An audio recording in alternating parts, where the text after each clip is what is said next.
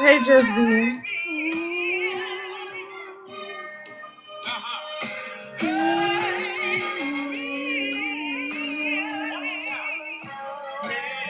Y'all, I'm just waiting for some more people to come in.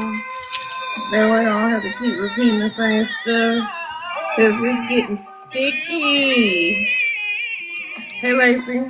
Because all I seem to do is hurt me.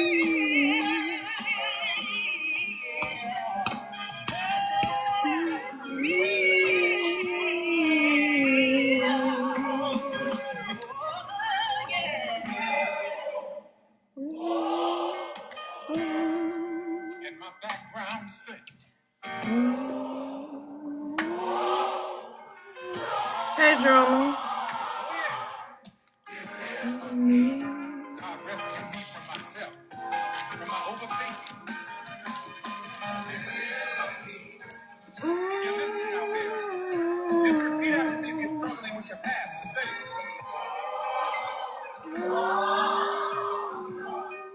Let the Lord know. Just say, oh.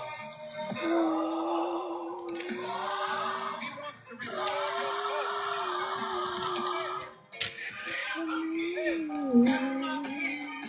All about my name. Humble themselves in prayer. Seek my face. Turn from their wicked ways. I will give them heaven. Bring it on down.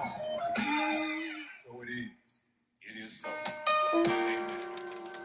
And when we pray, we want to end that with a declaration, a decree. So I'm speaking for all of you listening, starting here, starting now. The things that hurt you in the past won't control your future. Starting now. This is a new day. This is your exodus. Hey, Tiffany. You are officially released. Now sing it for me, Leandria. This is my exodus. This is my exodus. Sing it, this is my exodus. This is my exodus. Thank you, Lord. Say it out. Thank you, Lord. To the victory. Thank you, Lord.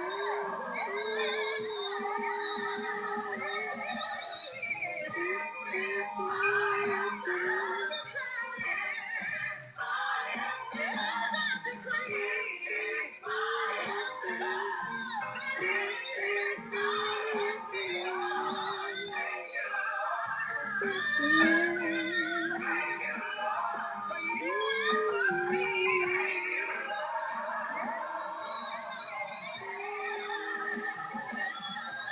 Hey, Uncle Sneak is in.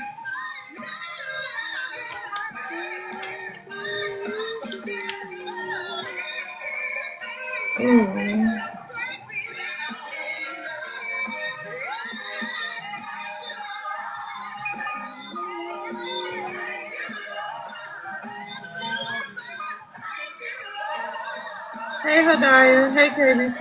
Hey, Tiffany. Account. This is deliver me, 'cause all I seem to do is hurt me, hurt me. Hey, Mel, hey, Loud Life. Oh. Okay. Okay, Kim. Let me see.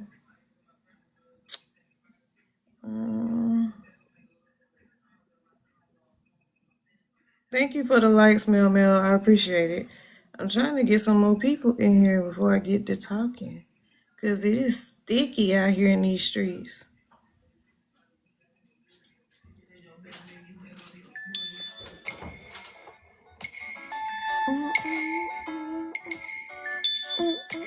What you want, Lola?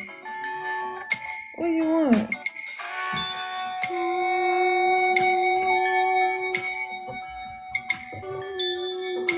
Ooh, Big Bird.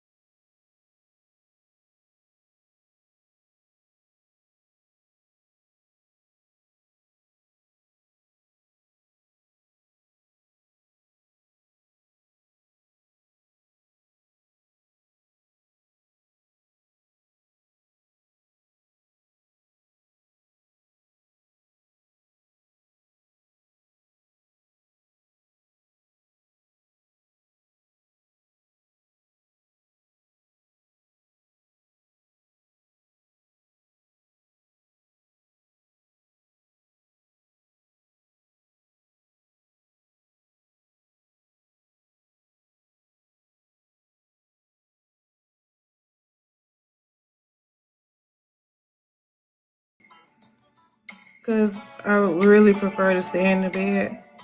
Because I'm not gonna lie, I'm suffering from depression, right? And I'm just trying to make it any way I know how. So getting out of the bed and doing something I like to do, then hey. Okay. Thank y'all for being here. So a couple of things, not Kanika related. Some things I came across on this here TikTok appy. Let me see. So y'all familiar with Queen Lock? You know, they had ran her off into the shadows off my timeline. But she is back. So let me see something. I'm trying to see if I can find the original one.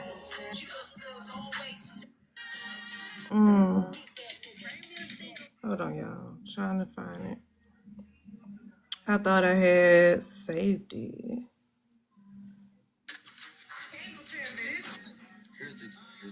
Baby, I am late to the tea. I don't. Is anyone else in the rabbit? Baby, I am late. I'm literally. Where is it? Where is it? Now, before that, I had messed around. I feel like these videos just like in the bliss. I can't find what I'm looking for. Damn it. Okay, anyways, Queen Lock, right? Queen Lock used to make these videos about this particular TikToker influencer, Rome. Rome make videos with his parents. They're divorced, but you know, they be around together. So she used to be like, Rome, bump dad, bring your daddy to the front. Cause the daddy be in the back, you know, just getting in here, handsome man. Tell me why. Are you a thing officially? Tell me why. Tell me why.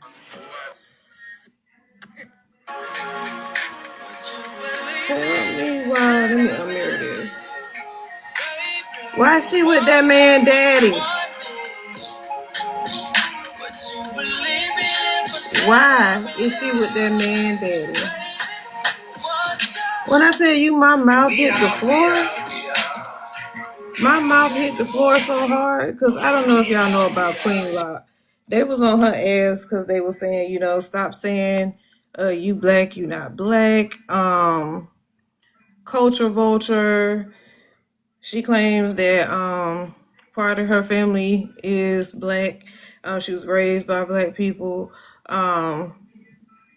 She just do a lot of weird stuff. A lot of weird stuff. I didn't care to see her on my FYP, so I made sure I put not interested. So I'm quite sure she's gonna pop back up on there. Yeah, down through there. It's been a minute since I've seen Queen Lock. Now the other thing, I know a lot of people didn't keep up with Brene in the lawsuit that Akira won. And you know, she won, I think it was $1.5 million. And everybody was saying, well, she ain't gonna get that money. She ain't gonna get that money. Oh, baby, she gonna get that money. So, check this out. Brene! Come to the front of the courtroom and let me tell you what you've been to get into, okay? So, y'all, my girl, I just tagged her down there. She's the one that posted this. My girl just posted that there is a writ of execution. Now, let's get into this, okay? Let's get into this for real. In layman's terms, a writ of execution is where the creditor, Akira, who's owed the money, files with the court a writ of execution because the debtor, Brene, will not voluntarily pay that money. But here's the tea. Here's the tea. Because you can file paperwork, but here's the tea. Filing a writ of execution has to go through the court, and then the court clerks do their process. Do y'all see it says issued? Oh, God. Oh, God. Oh, God. issued writ of execution means that she filed it, the court clerks approved it, and the sheriff is going to be knocking at that door. Give me them keys. Give me them key. Give me the keys to the castle. I want the keys to the house, the castle, the property, and that new switch setup that you just bought. Give me that too. We're selling your assets. Oh, oh boy. Y'all have a good time. So y'all hear that? So Brene had said that Akira wasn't gonna get a dime from her. Not one red cent. Okay? She said it on TikTok, right? So Akira went and filed a writ of execution. I did not know Akira's mom is an attorney. But they went and filed the writ of execution. The court approved it, which means somebody's going to be losing out on some assets and things of that nature in order to pay their debt. So she is very much going to pay that debt. There's no getting out of it. None of that. She got to pay. So that brand new car, all that stuff they've been buying her and Tim, yeah, gone. Akira is not playing. Akira does not plan on taking her foot off this lady neck. Period. Anywho, so Kanika Jenkins, right? So was it yesterday? Yeah, it was yesterday. So yesterday, crazy, right? We came into a whole bunch of stuff from JB. Like he is playing no games. He with all the shits, and I love that for him. And hopefully, maybe I might can get him to come over. I asked for a favor from a friend that I love very much, to see if he might get on this clock app and maybe have a conversation, because I would love, love, love to talk to him. Hey, loved one, and see what he has to say. So, summing up, right? Don't know if everybody's familiar, but Kanika Jenkins, September 2017, went to a hotel party for one of her friends.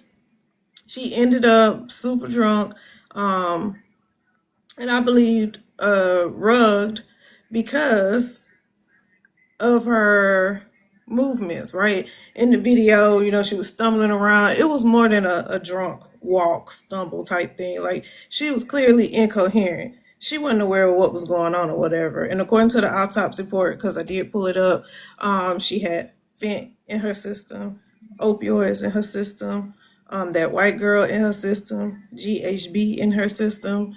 She had topramate in her system. She had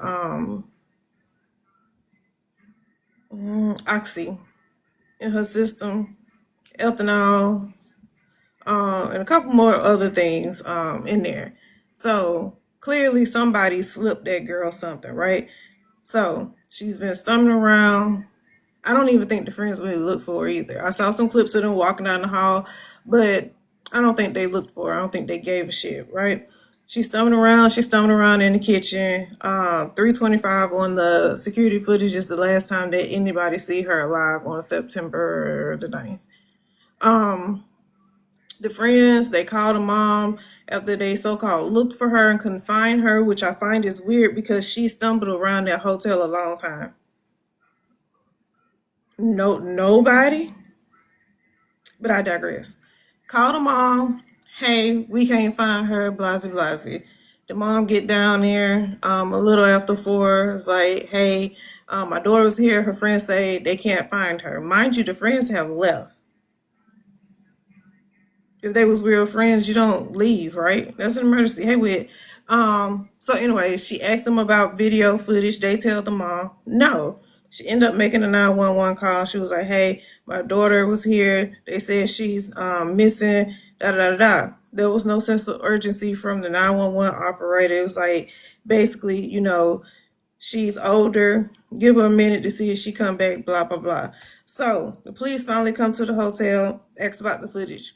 They get the footage or whatnot. So September the 9th comes and goes. Here we are at 12:25 a.m. on September the 10th, where a hotel employee finds her body in a freezer. Okay, in a freezer. They call. Everybody need to call coroner, medical exam, all that stuff. And hey, Sweet 99, hey, Strawberry, and she was pronounced unalive at 12:48 a.m. So then it goes into who, what, when, where, and why.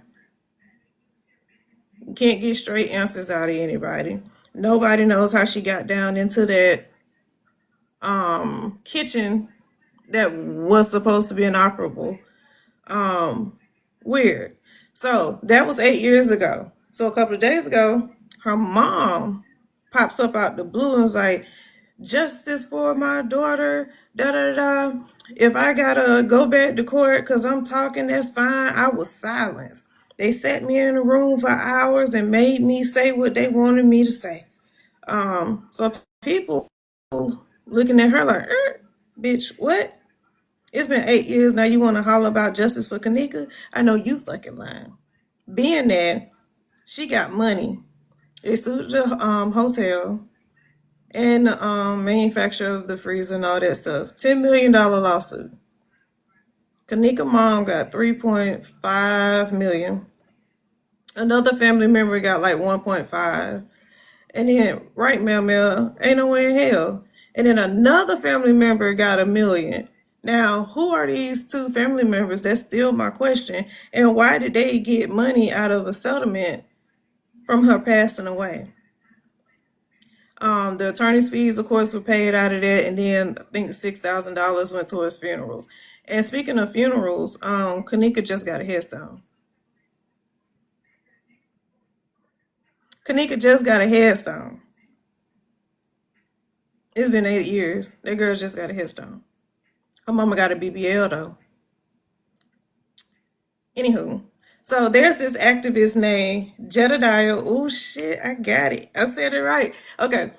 So there's this activist named Jedediah. We can call him JB, Jedediah Brown. Okay. So he was like, bitch, I know you fucking lying. It's been 8 years. I've been dragged through the motherfucking mud. And here you go, popping up. No apologies. Cool. So he was like, how about we take a trip down memory lane? Because I got some things to say and I'm going to speak my opinion and use my voice.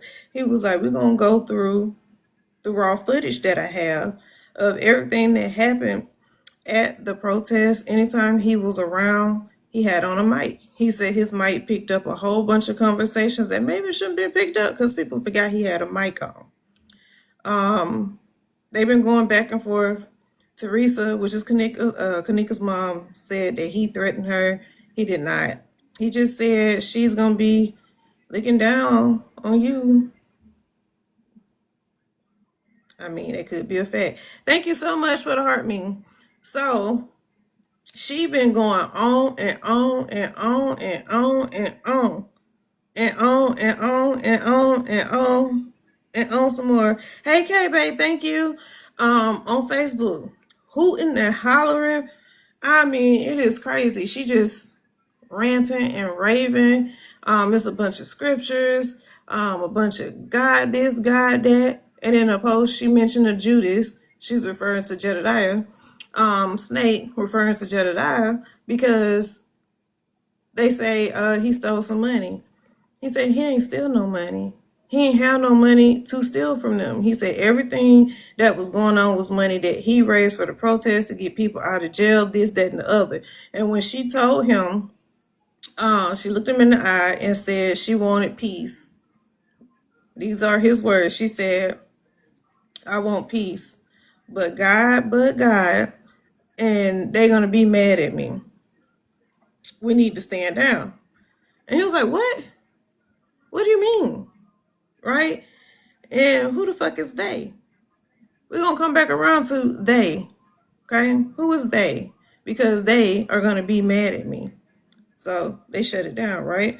But the rumors kept going, he did this, he a bad person, blah, blah, blah, blah, blah. So he was like, no, I'm not doing that because you could have cleared it up and you didn't. So yesterday, no, day before yesterday, somebody rammed his truck, drove off. And the amount of police officers that they sent out there for a hit and run is ridiculous. It was almost like intimidation, in a way. And I can show y'all that video if y'all want to see it. Then he gets a strange phone call. I don't know if you remember Zach TV. He was deep into the Kanika Jenkins case, and he felt like he was onto something.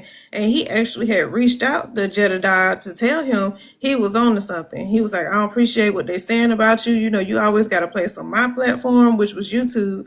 Oh, thank you so much, KB. Which is YouTube. So he did a little interview with him, and I still need to find that interview or whatnot. So Zach got a phone call and was like, "Hey, you need to back off. This is deeper than you know. You don't want to get in this." Kind of threatening a little bit. And he did get nervous because several more calls were made. He was being followed, and Zach ended up being unalived in his car. Another car pulled up on the side of him, pew pew, and it was a straight to the head. So back to Jedediah. He receives a phone call and he's confused because he was like, what's the last four of the number you called? He was like, "This crazy. I just changed my phone number. How are you calling me?" Now the person on the phone alluded to more information that they wanted to give out to him. Something about Kanika being at the hotel before the 8th. And he said it was just weird. He was like, "I'm not into this weird ass stuff. You know, I don't know what's going on. Get out the phone," right? Next thing you know, his email gets hacked. And he was like, "This is crazy." Then next thing you know, his devices are beeping. He ended up ending the video or whatnot. Who was that? Did somebody get muted? I don't know. I can't see. So, they said that Kanika was at the hotel a couple of days before the 8th. So keep in mind, Irene, the friend whose party it was, her birthday was the 5th. In the 911 call, and if y'all want to hear that again, I don't mind pulling it back up. But in the 911 call, the mom says, "You know, I have this receipt, like this ticket or whatever, and it's got y'all name on it. It says 1:36." And then she said September the 6th at 1:36 p.m. She said Kanika wasn't here. She wasn't at the hotel September the 6th at 1:36 p.m. But it was in her car. So she very well could have been at that hotel prior. April, I'm good. How about you? I don't know if I answered you. So she very well could have been there earlier. We had talked about it and thought maybe Irene had the hotel room for a couple of days and maybe she went up there to visit Irene. Maybe, possibly, who knows. Also in the 911 call, the mom said that they were on the 11th floor, and that's not true. Irene said they were on the 9th floor in room 926.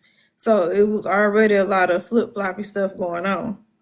So, oh Lord, this is a lie. So Teresa, the mom, right? So Jedediah met up with her. They was boots on the ground for the protest. We're gonna get justice because what happened to this baby and why was she in the freezer? So when the medical examiner got the body and did everything, he asked her, he said, "Hey, did she have her organs?" And he said, Teresa said no. Then he said, what was I saying? Then he said, she came back a couple of days and she was like, "Yeah, they there." And she said, "I'm gonna get an independent autopsy." So she got an independent autopsy done. He asked her again about the organs. She said, yes, right? So, hold on. I'm going too fast. She said yes. She said, but not all of them, right? She said some of them are there, some of them are missing, and they not in the right place, is what she said, which was weird as hell, right? So he still has questions about that. Were there organs or weren't there organs? Like, what, baby, which one is it? So in his video yesterday, because he showed some raw footage and it was, ooh, good to me. So it shows them behind the scenes of the protest. It was right after a press conference was done. So they were supposed to be teaming up with this activist named Andrew Holmes. So Andrew Holmes went into the hotel. He did a tour. They showed him around the hotel, down in the kitchen and the freezer. Now Jedediah said he saw that footage, and in that footage there was a camera right above the freezer door.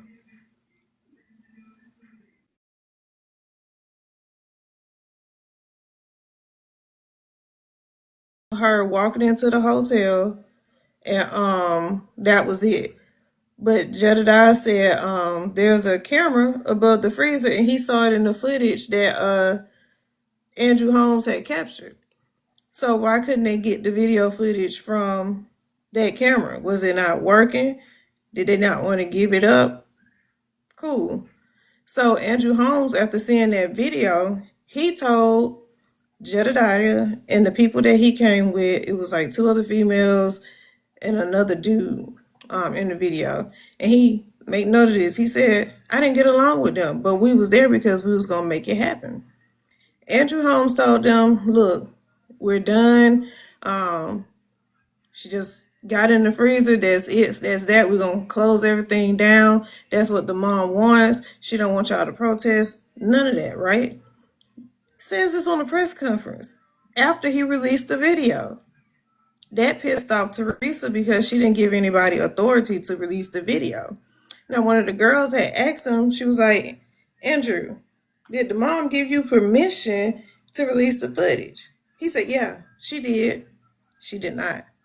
And she was very upset about that. He also lied to them, telling them that the protest was done. She didn't want the protest at that moment. This was September the 15th.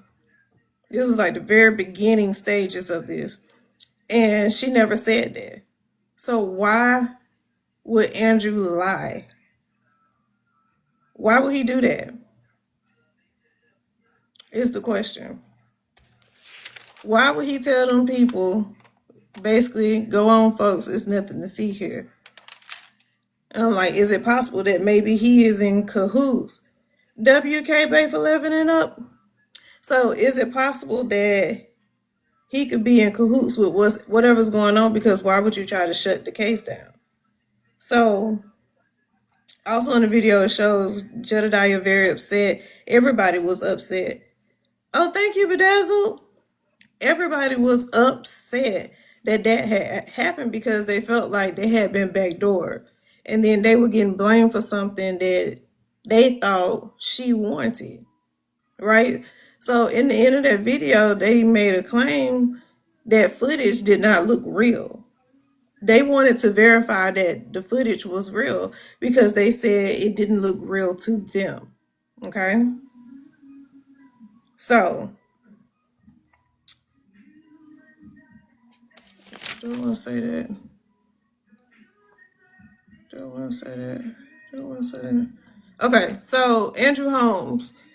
Jedediah went off on Andrew Holmes. He was like, you just here for the money. You just here for the clout. You don't give a fuck. You came down here in your Jaguar and blase got you a bullhorn because you want to be the loudest because that's who people pay attention to. You ain't here for the right reasons. We here, thank you for the heart me. We here because we want justice for Kanika and you don't. So it was very weird that that had happened. Now, I'm trying to go through my notes. They didn't know the hotel footage was real. Andrew Holmes said she walked into the freezer. That was it. Okay. Who is they, right? So I don't know if any of y'all have seen Teresa's Facebook, right? She keep talking about CP and them. CP and them. NEM. CP and them. So CP is the Crown Plaza Hotel. And NEM could very well be the mafia. So apparently the mafia has some involvement in things in Chicago, and it's possible that the mafia may have allegedly, came to a little agreement with her before the hotel settlement. And she can't talk about her daughter after she did what she did. So CP and Nim, Crown Plaza, and the Mafia. Okay. So Jedediah said he feels like this is the way the events happened that night. He said they were partying at the hotels. He don't feel like the friends have any part that it could possibly be a crime of opportunity. Somebody saw her vulnerable. Um, when she was found, they attempted to cover it up. He said he believes there's some nepotism involved. Now, this is the crazy part, right? It's gonna sound crazy as hell when I say it. I feel crazy looking at this camera. I don't know if I'm looking at the camera, looking crazy. He said he saw a man. He saw a man dressed as a police officer. He saw the man again the same day. He was dressed as the fireman. Earlier, he was a police officer. A couple of hours later, he was the fireman. And then a couple of hours after that, he was the maintenance man. Now tell me that ain't some creepy shit. And I believe him. And if you weren't in here when I showed the footage, I would definitely show it again for you. I don't have no problem so y'all can see it because, yeah, definitely need to be seen. But I'm going to go back through that again. He saw a man dressed as a police officer. A couple hours later, that same man was dressed as a firefighter. A couple hours after that, that same man was now a maintenance worker. Make that make sense. It was the exact same person. But he does feel that this is a multi-layer cover-up. And the mother basically sold her soul, sold off her daughter's justice for money. So I think the way that everything went that night, she went to the hotel. I feel like somebody slipped something in her drink, right? It's just so crazy because in that live, I don't know if y'all remember, Irene, she had on the big glasses with the mirrors in the front. And we were all detectives looking in the glasses and stuff like that, listening to the sounds in the back of the video. I know what I heard. Lay down, where you going? You trying to ride with us? She said, I'm fucked up. She tripping. You can hear all that in the video, right? I I strongly feel like they did not have good intentions for her. Okay? I believe in cause and effect. And I feel like Kanika would still be alive if they hadn't slipped something in her drink. I feel like it's the friends' fault because they started the snowball. It started in that hotel room. If she had never been slipped something in her drink, she would have been coherent. She probably wouldn't have been roaming the halls. So I definitely think it's their fault. Now, what happened to her after she roamed the halls and ended up in that freezer, we're not sure. But something has been bothering me. In the crime scene photos, the floor is wet, right? If the freezer was on, why was the floor wet? Her hair was soaking wet. She was wet. And I really feel like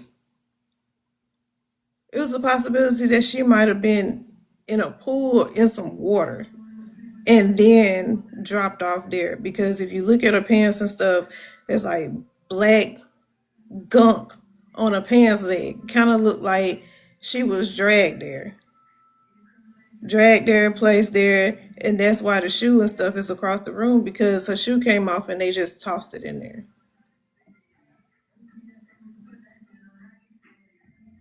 All right. So Jedi said he does have a couple of questions for, or a couple of statements for Miss Teresa. One, the friends, he don't think the friends did it and she should have cleared their names. I think they're at fault. Um, he said something strange. He said that Teresa had difficulties in her relationship, both with men and Kanika, and that she was with a man who didn't last long. And I think maybe that may have some dealings with the relationship with Kanika. He didn't really elaborate. He says that he doesn't think it was premeditated, but again, the mom sold her out. And the last and final question: were the organs there or not, bitch? Because he ain't letting it go. He want to know. He didn't say the bitch part, I added it. But he want to know, were the organs there or not? Because you flip flopping. You go this way, you go that way, you blow with the wind. It's crazy, right? So if y'all want to see that footage, I definitely will show it to you. All you gotta do is put it in the comments. So today I went lurking all on Facebook and I found all kind of crazy stuff, right? So, another thing he said justice was compromised by key connect. Why do I want to call that girl Kaneka? I'm thinking about Kaneka sausage. I got a big back, y'all. Kanika. Ooh. Justice was compromised by Kanika's own people. Now, in his live, somebody asked him, they said, I've never seen Teresa cry. Have you? He said, no. He said, no. And he said, I need the footage. I need to get that footage. And that was strange to me. I've never not seen a mother cry for their child. Andrew Holmes was a part of the conspiracy. Currently, Jedediah is getting unalive threats. Once that press conference happened and all that mess blew up, he said Andrew left and never came back, which was weird. All right, so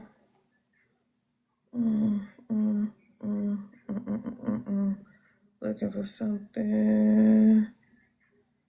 Okay, Zach TV, right? I came across this post on Facebook, and they said Zach TV was at that hotel the night of the party, and that he partook in the activities. And they said they have proof.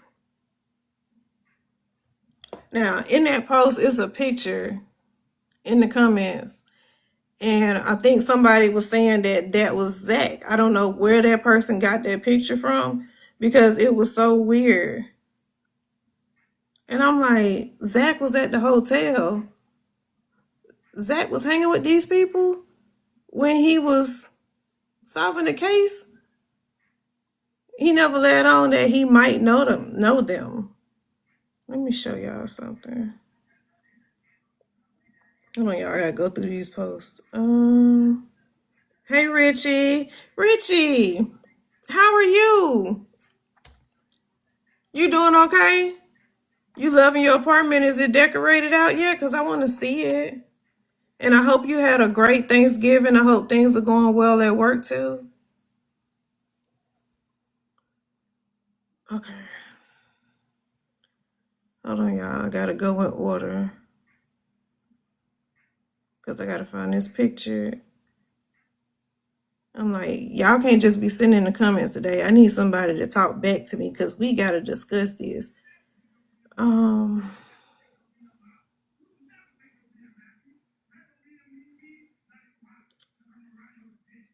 don't see it. Let's see. Let me start from the beginning.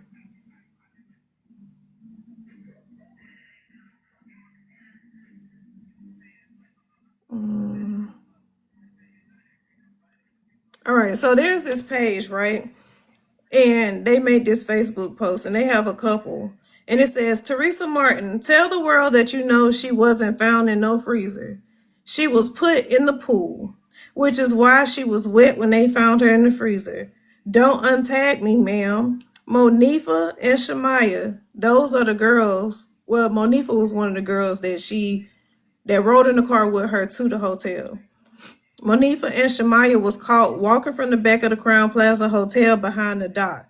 You brought your happy-go-lucky ass in the hotel to play your part, acting like you wanted to know what happened when you already knew what happened because you planned it. All that fake crying you was doing couldn't keep quiet, huh? They stopped giving you that money. Now you want to flip it and play this Uno reverse psychology card. Let me tell you something. All that God talk you doing, you better go find God and repent, or this unaliving gonna keep eating you up, boo. Now that's one of the posts that they made. So the comments are very interesting. It was like when I seen those freezer pictures, the first thing I noticed was her hair was wet. Why was her hair soaking wet?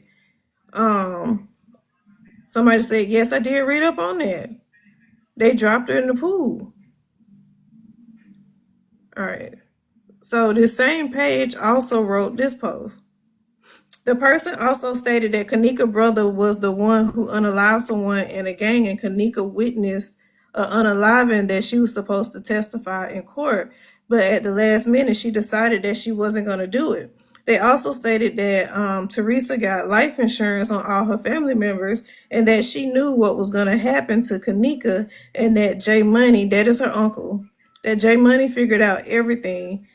So Teresa and J Money, baby mama set it up for J Money to get unalive, and that Teresa will receive 50K or 50 million for Kanika's unaliving. I can't remember if it's the lawsuit she's going through the process for or the life insurance she put out on Kanika. Y'all, this stuff gets crazy. So with the unalivings that they said Kanika saw and that she was gonna testify for. Yeah, I saw the black trash bag on the fingernails. So it says this is a security guard from the liquor store. He said there was a pew-pewing at the liquor store and Kanika knew the male offender and the female victim. He said it was on the news. This detective or cop did a little documentary on this pew-pewing that happened at a corner store.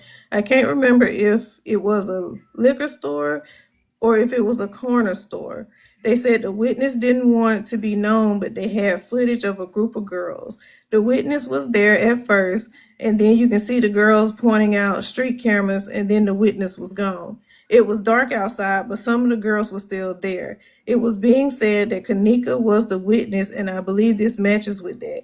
She was caught in between saying something or not because she knew the victim but didn't want to snitch. I don't know if anyone saw the documentary, but the cop was saying how gangs go back and forth retaliating for people in their gang or family that got pew-pew, and it's a never-ending cycle. So with that, they also said that some of the young men at the hotel party were in another gang and had beef with her uncle J Money.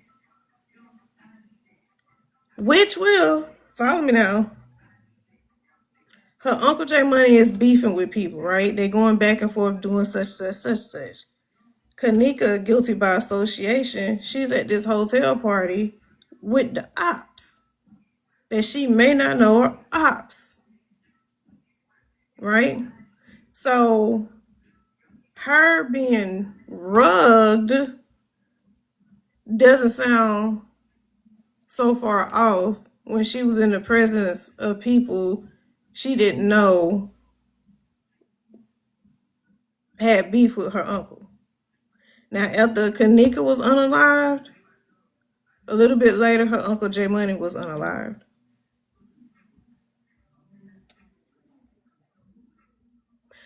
Now, what y'all think about that? I know that was a lie.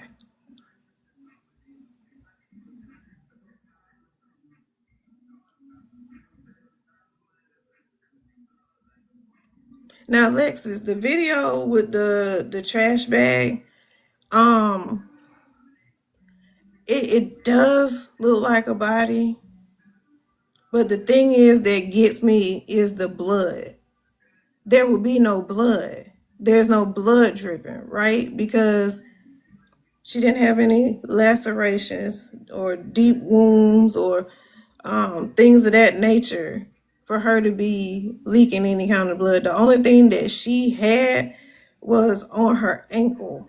Her foot had some bruising and maybe kind of like a little scratching, but nothing to produce blood that would drip. So maybe people seeing it wrong and saying, "Oh, that was blood." I don't think there was blood. Could that possibly be her that they're wheeling in the car? Absolutely. Absolutely. But then again, looking at the photos, it looked like somebody dragged her. So maybe taking, if she was on the cart, taking her off the cart, taking the bag off, because why would they take her out the bag? Why wouldn't they just put the whole thing in there? But take her off the cart, take her out the bag, and drag her into the freezer.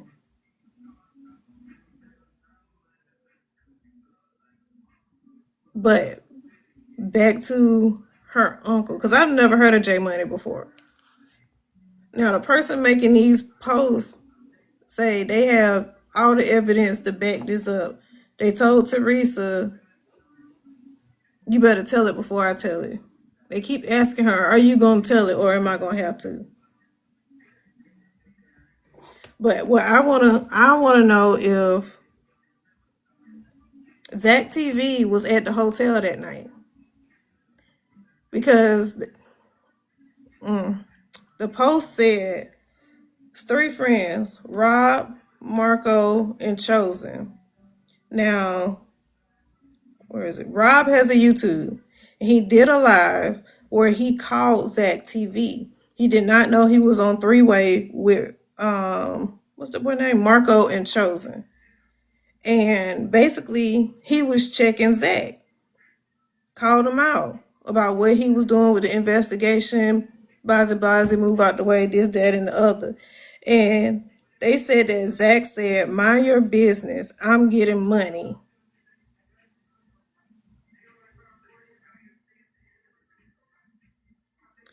Now, they also said, let me pull this up.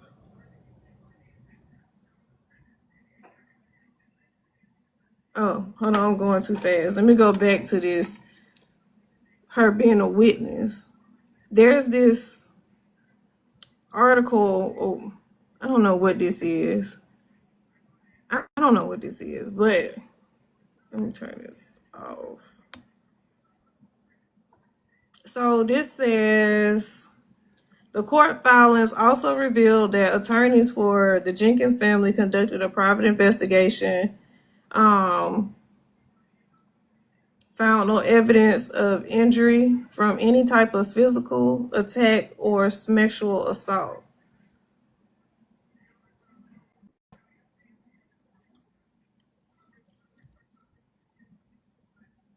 So, there's a picture going around that's saying a security guard named Marco did something with her. And I really do believe that's fake. One being that in the little picture, it says that he bit her chest. There was no evidence of that in the autopsy.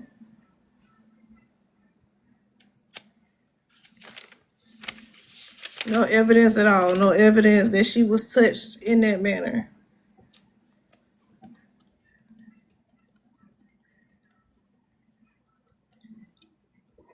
But I want to know about Zach TV. Let me find this post.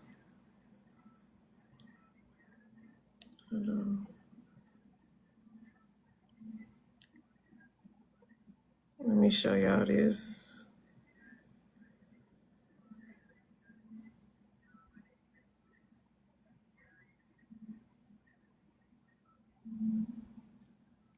So, can y'all see that? This is another post. The truth is gonna come out. Kanika Jenkins. They saying her mom is not who y'all think she is. And it's so strange. It is so strange.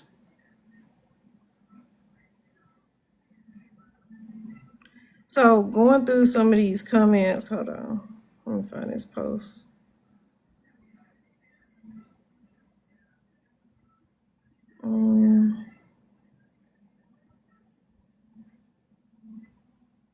This comment was weird too. This lady said, y'all remember not long after this happened, they raided a place not far from the hotel and they found different body parts of people. It also was a lady that came up missing, but she didn't get any attention from the airport there. Just disappeared the same week as Kanika.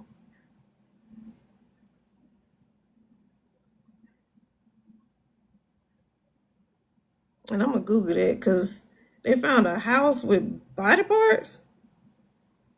Now that's crazy.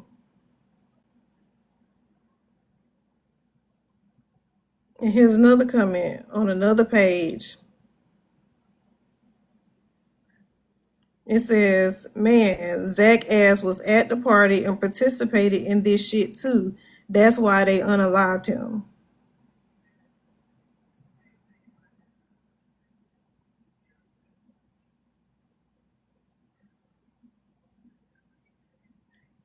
Somebody said someone said she was gang stalked, meaning she was watched and stalked. And what happened that night was all a plan.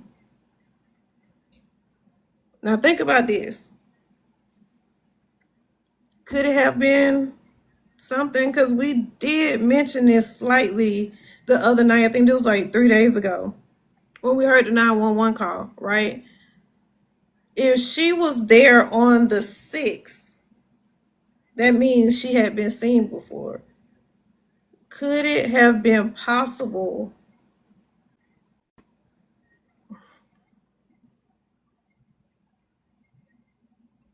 Could it have been possible for her to get someone's attention at the hotel? And then when she came back on the 8th, wandering lost around the hotel instead of her friends being with her, finding her. Because, listen, if we come together, we leave together, right? If we're leaving and it's like, oh shoot, I don't have her car keys, her mom, because she drove her mom's car. I don't have her mom's car keys. We don't have a cell phone. All right, you stay right here. The both of us, it should have been three because three of them came together. So I'm just going to say three. The three of us are going to go back to the room to get your cell phone and your keys.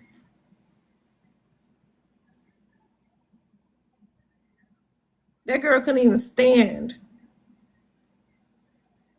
She was walking around the hotel like this, bumping into stuff. It take all y'all to go back to the hotel room to get the keys and the cell phone. Make it make sense. And you know your friend is not okay.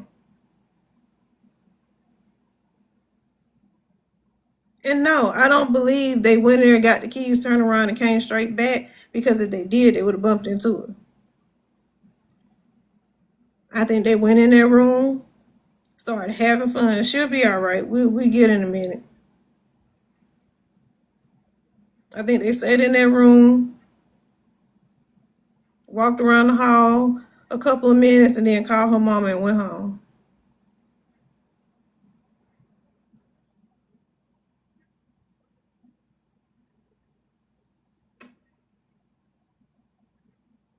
Comments. I can't discuss it by myself. But that is exactly what I think happened. We come together, we leave together. If we finna go and my friend is not well, it's like, hey girl, you go get the keys and I'm gonna wait right here with Kanika. It don't make sense. And I'm gonna tell y'all about Irene in a minute, the friend.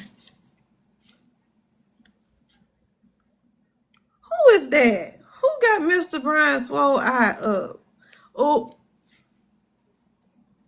Miss Glock. Ooh, Miss Glock.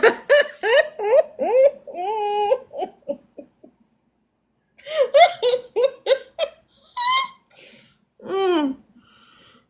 They,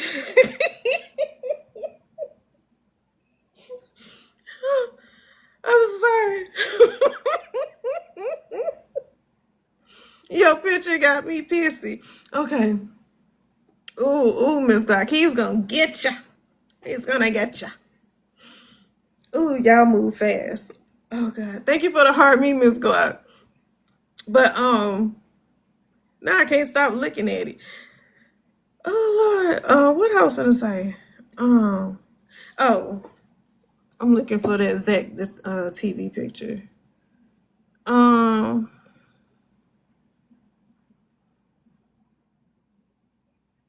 so this kind of make refer to what I was telling y'all about this three-way call. This is a whole nother person saying this than the person that I got it from.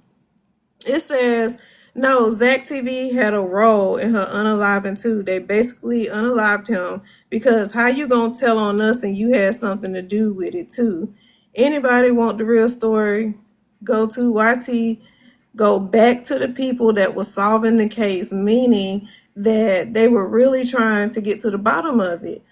It was this guy on YT that had files and everything exposing everyone at that party that had a part in her unaliving. They took him off YouTube.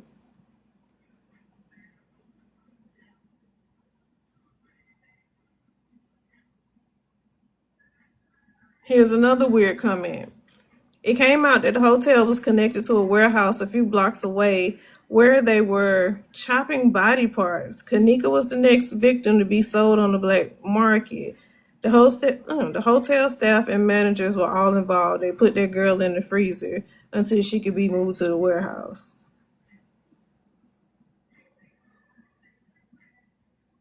Mm,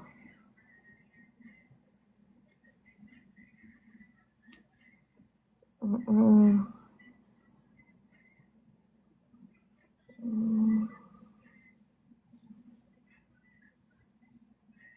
Okay, interesting.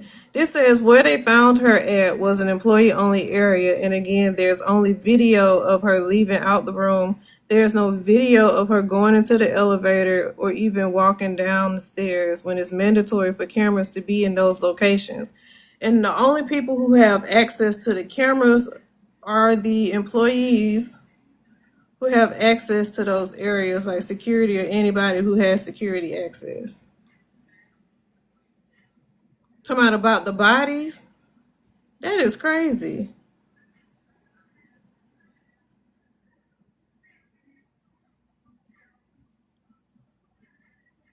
Zach was unalive, leaving the club. A minivan pulled up beside him and pew-pewed him. Ah. Now this young lady says, man, Zach was my friend. Yeah, he knew he was about to expose it.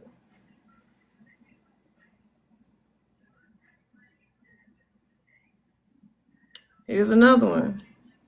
From the photos I viewed, she definitely didn't walk into that freezer and unalive from hypothermia. You can tell by her clothing someone forcibly drug her into the freezer. Her belongings in different places inside the freezer indicates after dragging her inside, they tossed those items in there. Hey Storm, thank you so much. Y'all, this is so wild. I saw that picture. I should have saved it. As I was going back, I know it's in here somewhere. But these comments,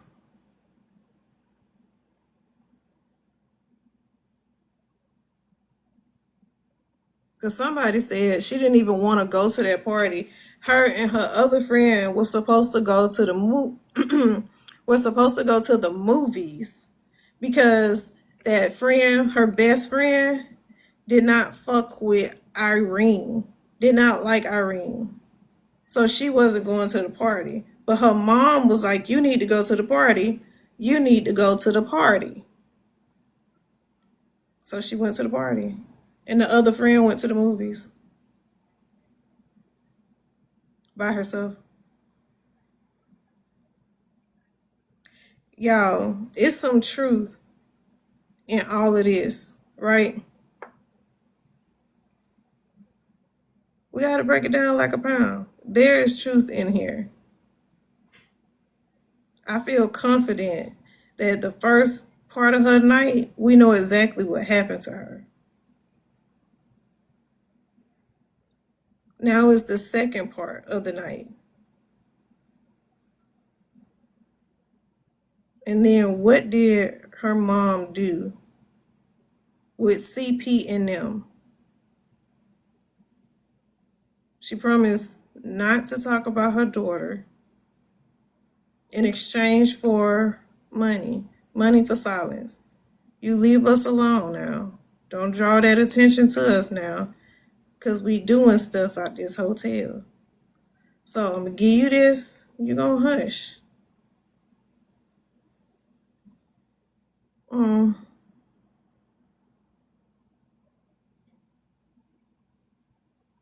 Yeah, she still could do that. I'm sorry, y'all. I was thinking, I'm like, if Nim gave her money to hush about the hotel, then she still would be able to sue the hotel because it wasn't a hotel offering her money.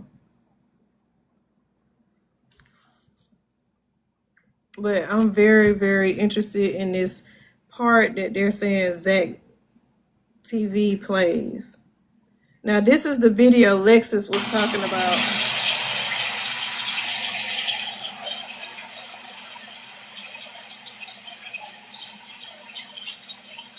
Hold on, this ain't it.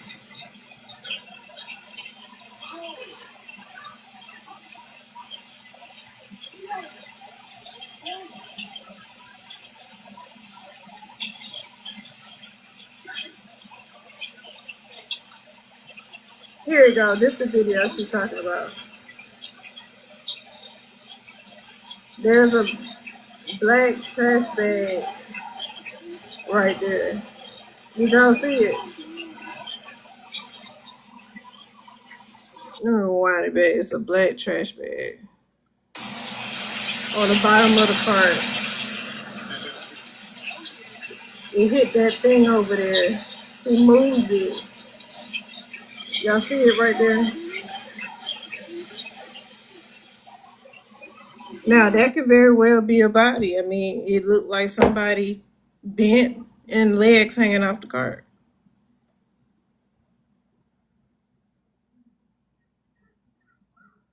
But people talking about they saw blood, I disagree with that because she didn't have anything she was bleeding from. So here's my question. If that is her in the bag, she had to be unalived. So how was she unalived? If that's her in the bag, how was she unalived? Nothing was broken. There was no lacerations. There were no strangulation marks.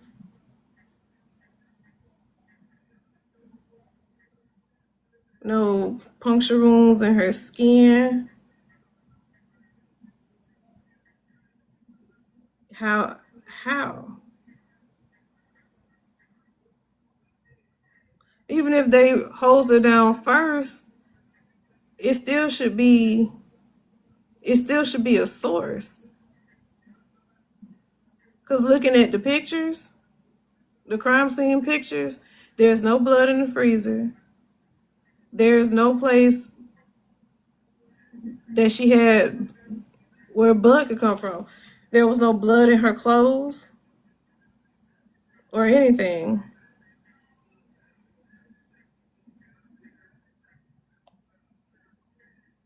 Let me see.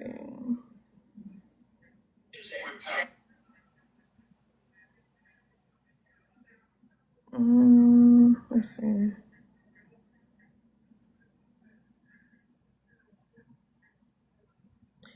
Yeah, Lexus. That's what I was saying in the beginning about the settlement. How much she got, and she got two other family members that received parts of that settlement. And I wanted to know who were the other family members.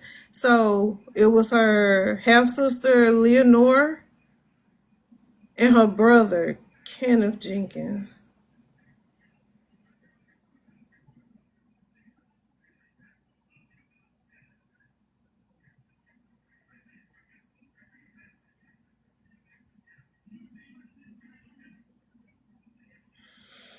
Her sister and her brother.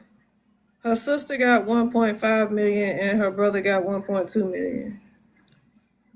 That is my exact question, Lex. That's why I'm looking like this because I'm searching my brain for an explanation that possibly makes sense. Now, because I've never been in a huge lawsuit. Now, if the mom was smart and put everybody's name on the lawsuit, they was all suing the hotel together, then would that make sense to why they got a payout?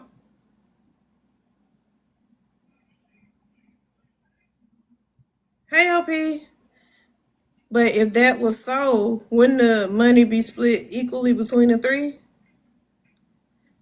I'm so confused.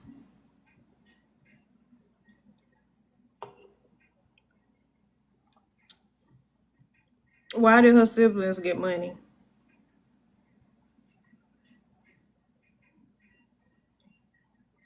Hey, Lamar. Y'all, y'all follow 313 Lamar.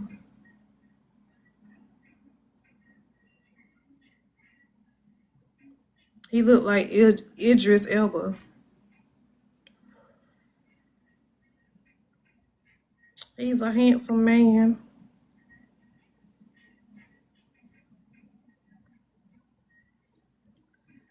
Now this picture shouldn't be hard to find because I just saw it. And now I feel crazy.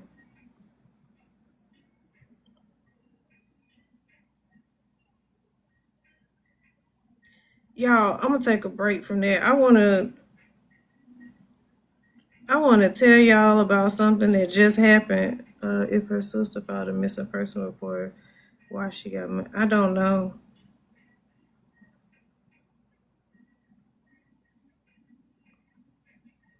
So this happened in my city.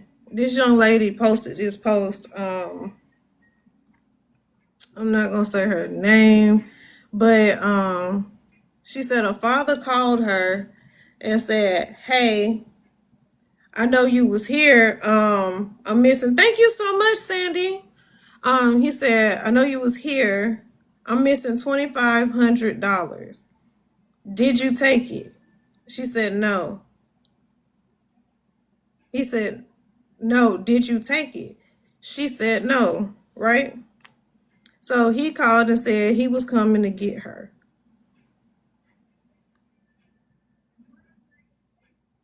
Hold on. All right. So he didn't believe her. She keeps saying she didn't take the $2,500. She don't know what he talking about. She said he didn't believe me though. He told me to go outside. Once I got outside, he hit me in my face and was pulling my hair. Now this is her dad. This is a young girl. She might be in her early teens, I think. Maybe a little bit younger. I gotta see. Um, I got outside, he hit me in my face and he was pulling my hair. I go inside the car. Courtney, that's the girlfriend, his girlfriend, was still on the phone. She was saying where his money at. They pulled up the camera from earlier that day when I got my clothes and he was like, the money was inside of a Walmart bag that she had. And she said, I kept trying to tell both of them that wasn't the money. They both didn't believe me.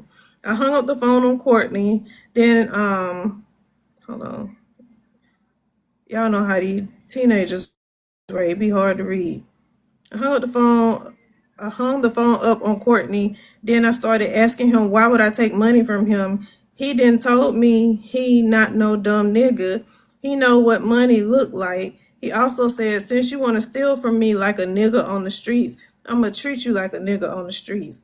Mind you, this is supposed to be my father talking to me like this. We got to his house. He took me inside the room I was staying in. He was hitting me in my face and still asking me about the money. I kept saying I didn't have it, and every time I did, he would hit me again. Then he asked Courtney, the girlfriend, for a sock. He got a sock, put it inside my mouth, got a shoestring and tied it around my mouth to stop the sock from coming out of my mouth. Then he took his shoe off his foot, turned me around, and tied my hands behind my back. He got a dryer cord and started beating me with it. He was still asking me about the money. I stopped saying I didn't have the money because I knew he would keep hitting me with the cord.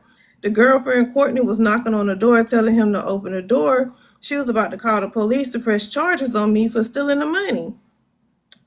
He told her, no, this is dope money. After hitting me a couple more times, he took me out of the room, and Courtney was standing right there, and she seen me tied up and the sock in my mouth. Then he took me outside, put me in the shed outside of the house. Y'all, this break my heart. Hold on, I lost my place.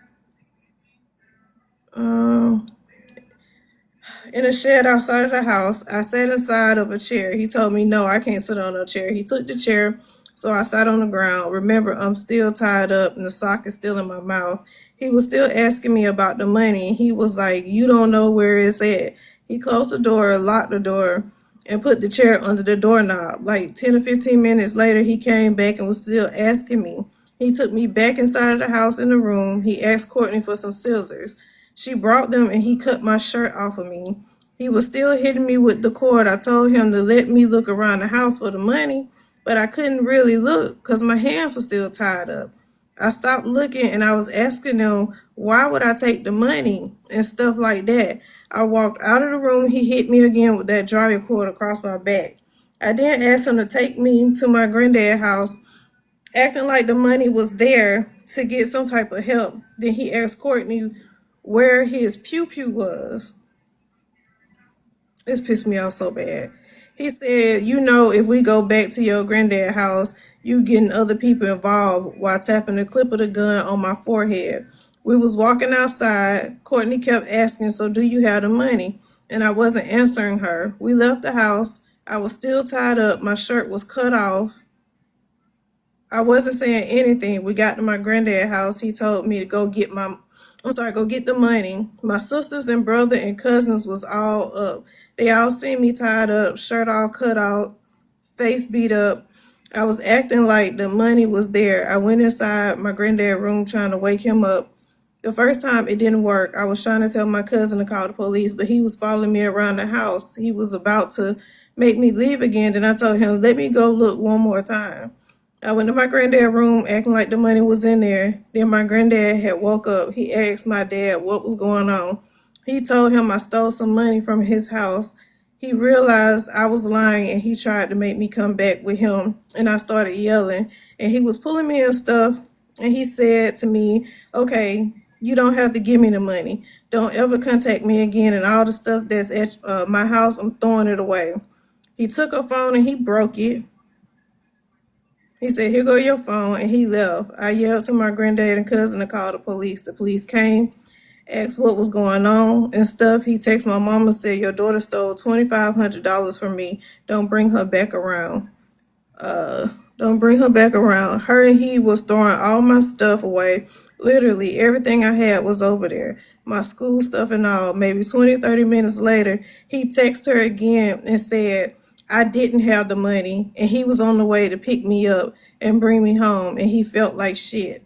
I don't know what me telling this story is going to do for me, but I think it would make me feel better with this story out because everybody who he be around think he is just a good guy. But just put his first child daughter through something like this. I'll never in my life think something like this would happen to me, especially by my own dad. Everybody around us knew we had a bun out of this world just for him to do something like this to me.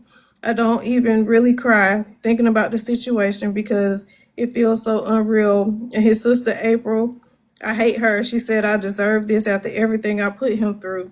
His mom is acting like this is normal. She still haven't asked me if I was okay after the situation. I really don't have any words toward them, to be honest. I know God got my back, and him and his girlfriend will get their karma. So,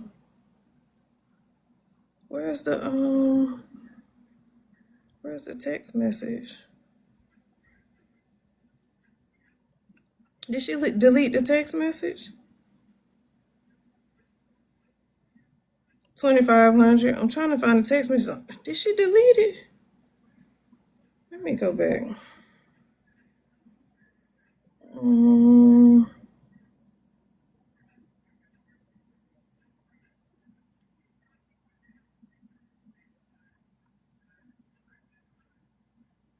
Because it's a text message I want y'all to hear. Okay, here you go. So, when he left the grandfather's house, he texted her mom and said, your daughter stole 2,500 out my house. I tried to beat it out of her, but don't ever bring her back to my house. I loaded all her stuff up and took it to the dumpster. Excuse me. This was early in the morning, 3:45 a.m. He texted her back after calling her. He said, man, pick up the phone. I found the money. Tell blank I'm coming to get her. I feel like shit. She didn't even take it. Send me Jeremiah number. Can you send the number, bruh? These are all separate text messages. Then he says, can you tell her to call me, please? I'm so sorry. I need to talk to her. No replies at all. Then he says, damn, y'all signed a warrant on me. Damn, I know I messed up, but damn. For what it's worth, tell my baby I'm sorry. I know I messed up. I'm wrong as fuck. I ain't making no excuses or expectations out.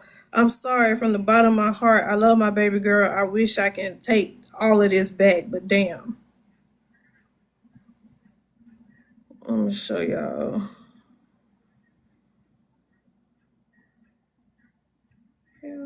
Yeah. And she posted those photos of her broken phone, the cord, and her mouth, and some of the bruises that she had.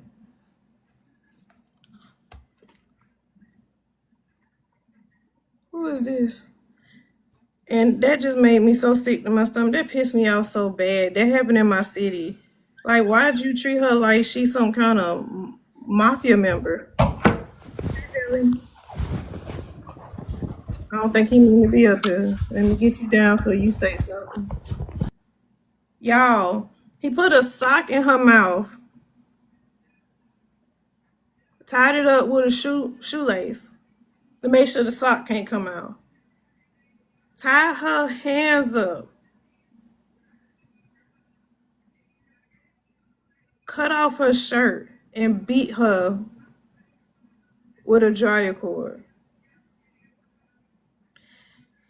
Under the jail, his sentence need to be the same thing. This is when I advocate for street justice. Because what the young niggas at? Go tie his ass up and beat him with a dryer cord. The fuck? And that girl, she a baby. This happened in Montgomery, Alabama. And it's already spreading. And you know how some posts be like fake profit. After reading what I just read, Montgomery, Alabama, you already knew I was coming. Hold on. Let me turn it up.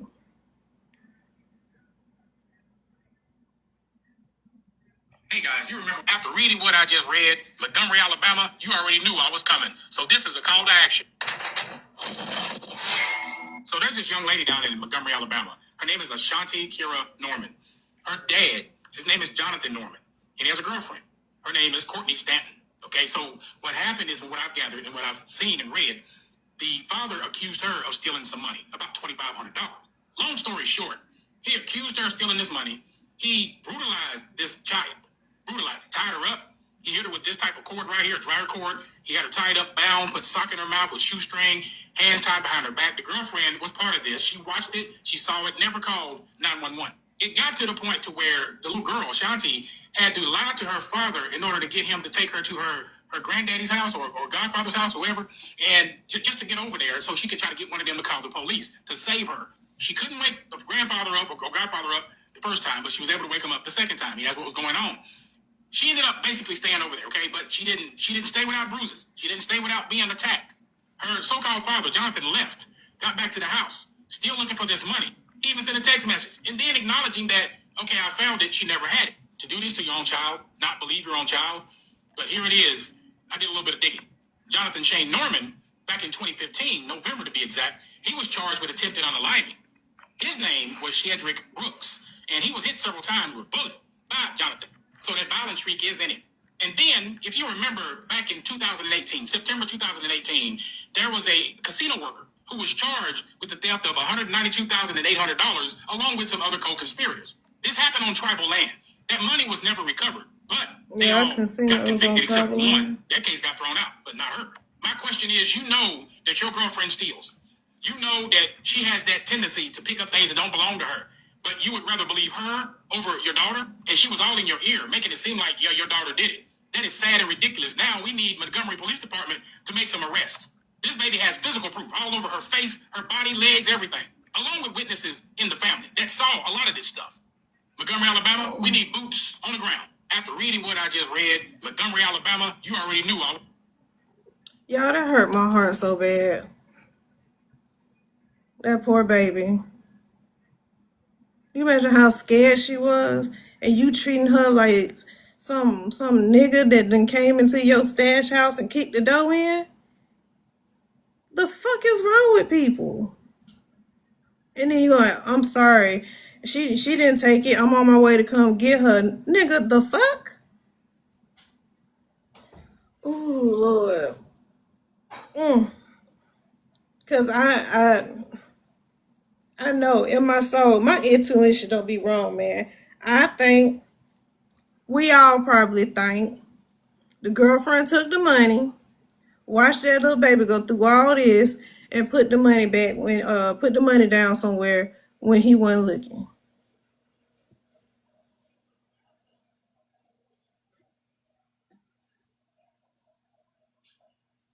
Like, that was insanity. Ooh, my heart feel for her. Yeah, very close.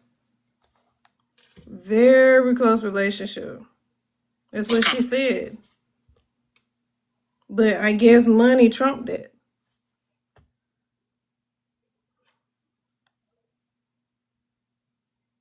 I guess money trumped that. I just, my heart feel for her.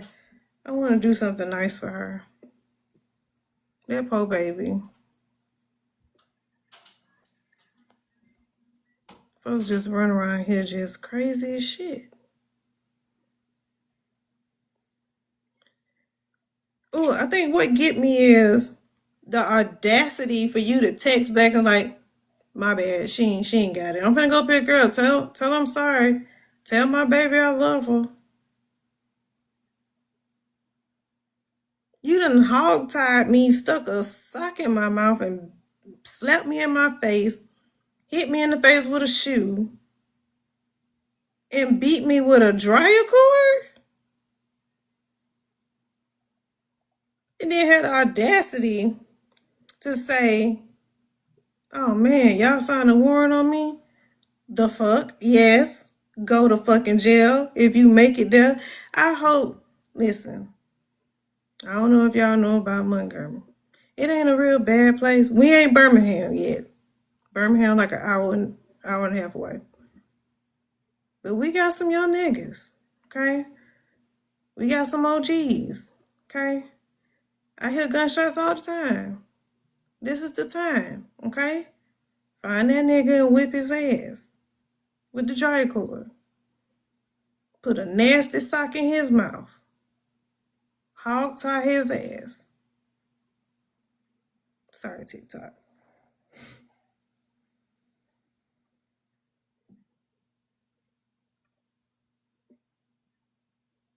That just pissed me off.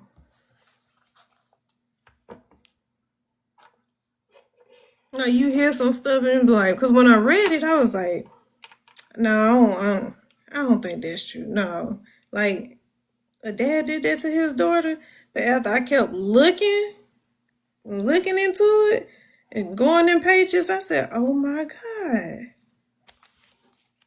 I hope she do get some therapy.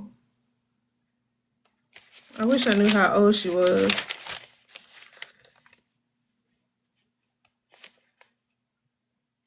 Exactly, if not worse.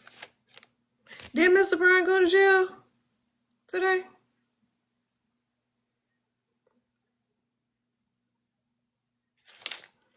I do. I'm gonna see if I can find that little girl because I wanna do something nice for her. I'm gonna see if I can get a group of people I know to get together and do something nice for her. Cause I can't even. Mm, you didn't hear nothing about talking about her mom. I think is that who he was texting? I think he was texting the mom. That's all I know. I don't even know who the mom is.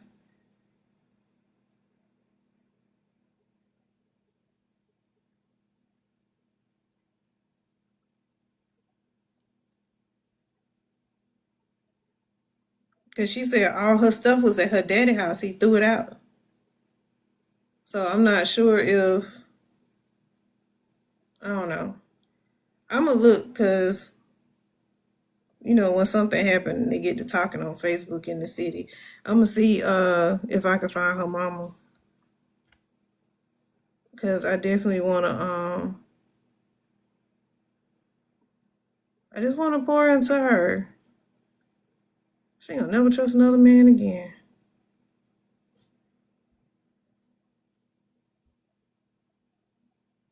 What time is it? 3:11.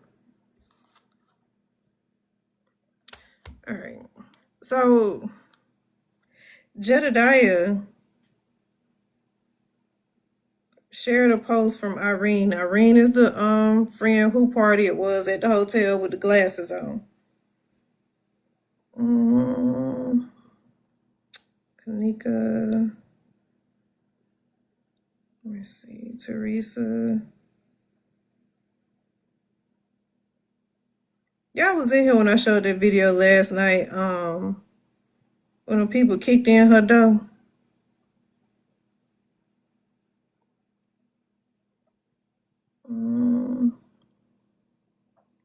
Okay, so when did this happen? I don't know. Let me see when she made the post. Let me say this so I don't have to go back and look for it. Kanika. Let me go back.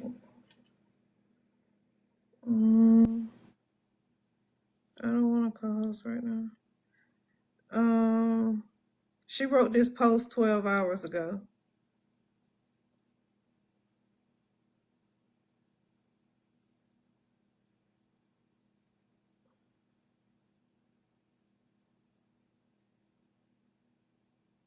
I'm trying to see if the comments say.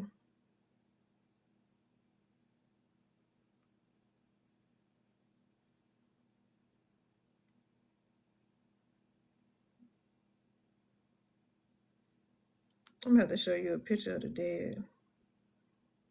Mm, mm, mm, mm, mm. I can't find his Facebook page either. I wonder if he deleted it.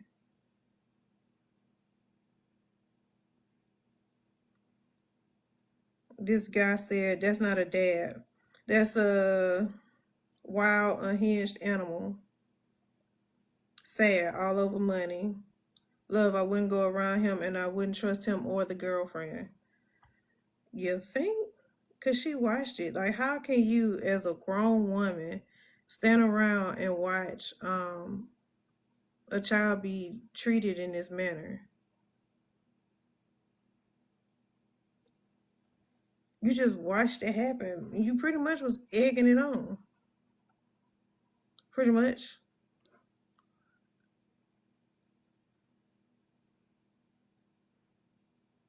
You didn't say, I'm finna unlock the door. Stop. I'm finna call the police because you doing too much. It was, no, stop. I'm finna call the police so we could press charges on her. Bitch, the fuck? She need her ass whooped too. Tie her ass up the same way and put a nasty sock in her mouth and whoop her ass too. Y'all, the panel open. Y'all are welcome to come up. I'm trying to see if anybody mentioned in the comments anything about her mom.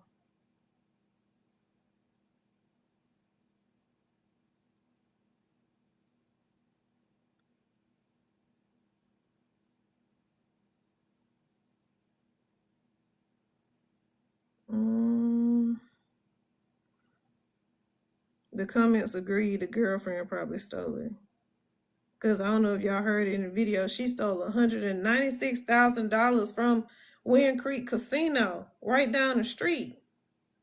Bitch, how you steal $196,000? You stole it and you made it out the hotel, I guess? And you couldn't get away?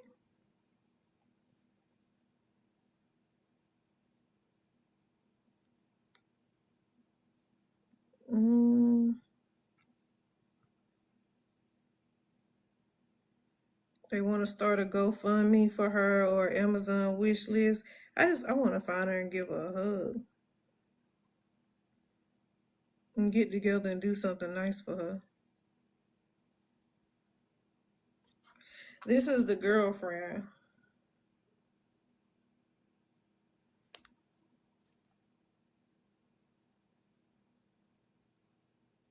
I know she don't got no masters. I know you lying to me.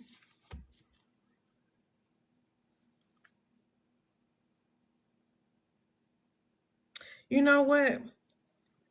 My sister-in-law is Montgomery police, so I will ask her if she know anything about the mom,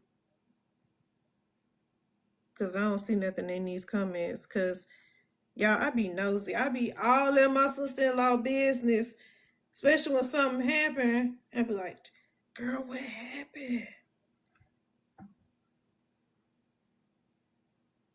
I like having a direct connect. Like, girl, what happened? Uh-uh.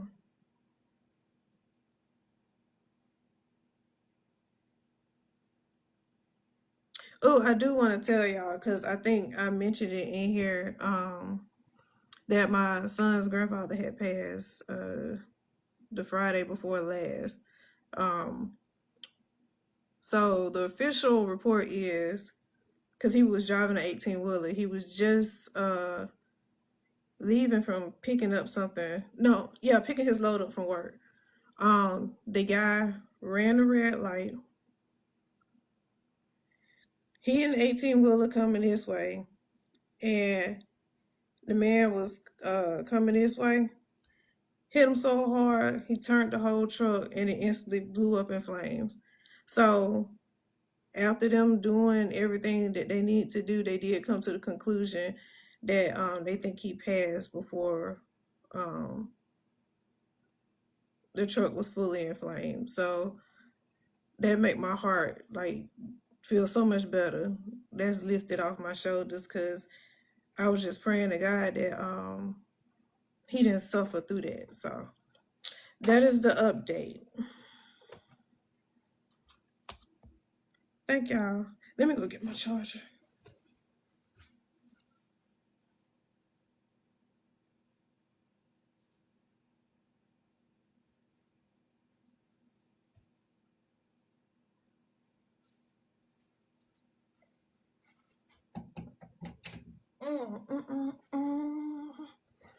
Okay.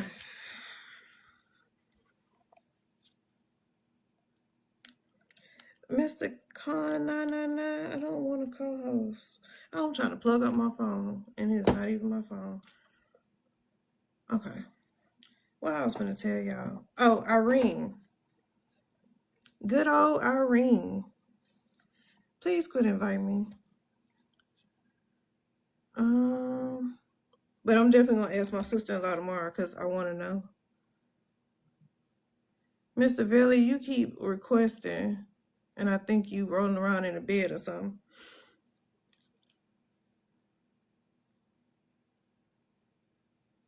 I feel like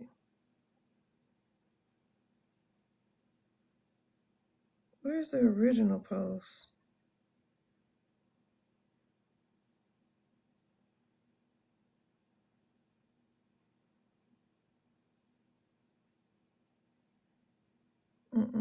That ain't it. Is this her mom?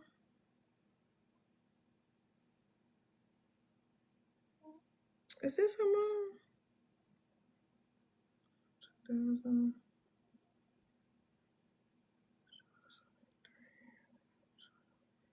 No, that can't be her mom. That don't add up. I was trying to find the post.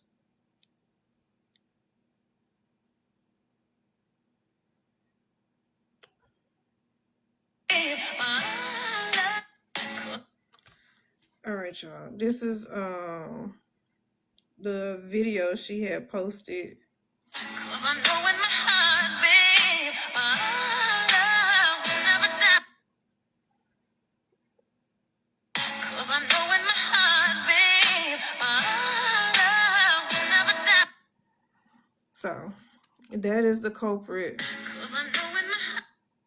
I just want to take a moment. You know what? Let me do it this way. 'Cause I know in my heart, babe, our love.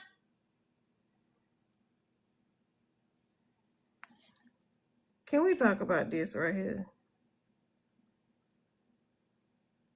Bruh. I digress. 'Cause I know in my heart. I digress. 'Cause what? And they look like twins.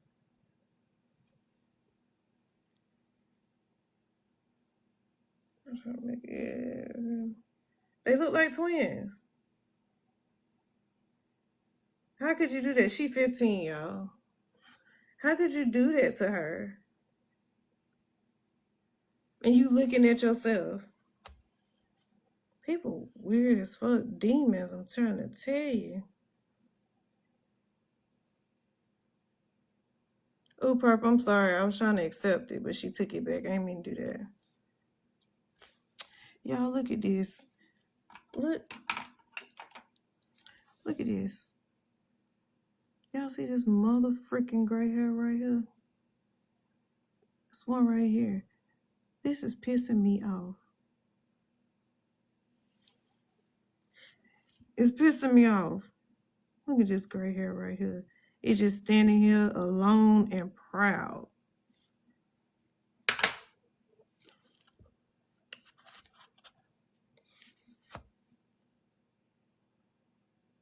All right, back to Irene Roberts.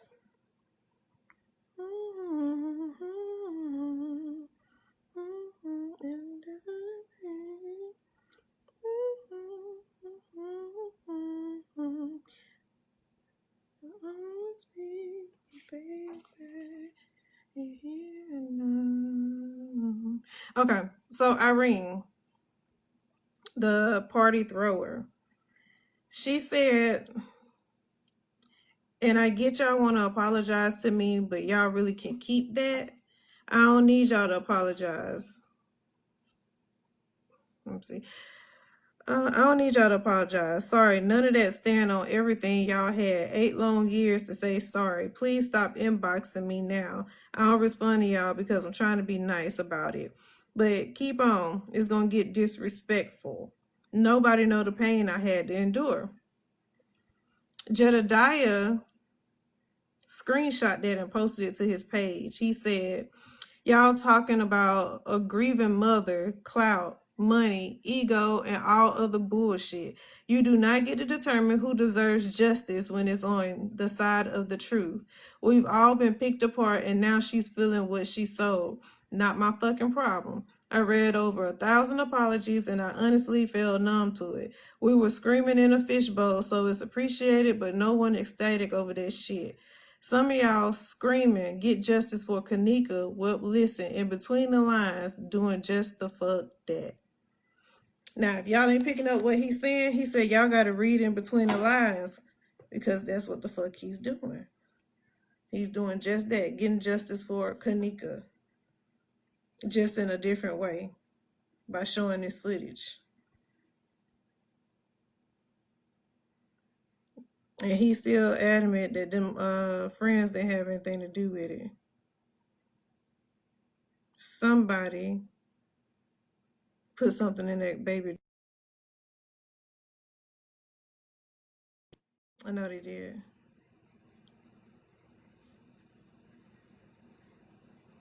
Now, I do have a live from Jedediah, if I can find it. Never sue the person who hit you after a car accident. I just got $100,000 for an accident I was in last month. With the mom. Let me see. So for those people who want to understand how this got so bad, that there was an attempt to cover it up. Oh, this is gonna be good. I'm gonna cut off comments because I just don't have the spirit for it this moment. As a matter of fact, no, I'm not. I got this. I have 3 thoughts. Number one, my thought was something is wrong. Something wrong with her. Something is genuinely wrong with her internally. I am not going to defame or slander her to say she has a mental illness. I'm going to say that something is wrong, something is off. I am not a clinical professional, so I cannot diagnose her. Kanika turn her ass in which way but lose. She needs to get help. That guilty conscience. Beyond that, though, I'm going to talk about that in a different light in a second. The second thing that I thought to myself is, where the hell is her tribe? Where are the people who care about her?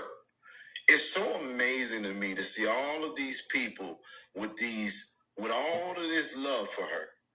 I know that she got family members. I saw her daughter crashing out on the public. Where are these same people for this woman in this moment? And I'm going to say this with my heart. I still feel like I was one of your best and your strongest fighters. And in a moment like this, I wouldn't even be letting her be on the internet. I would be fighting to press her to not be online. I agree. The third, because I'm pretty sure that the people who were around her all partook in this wonderful settlement that they took.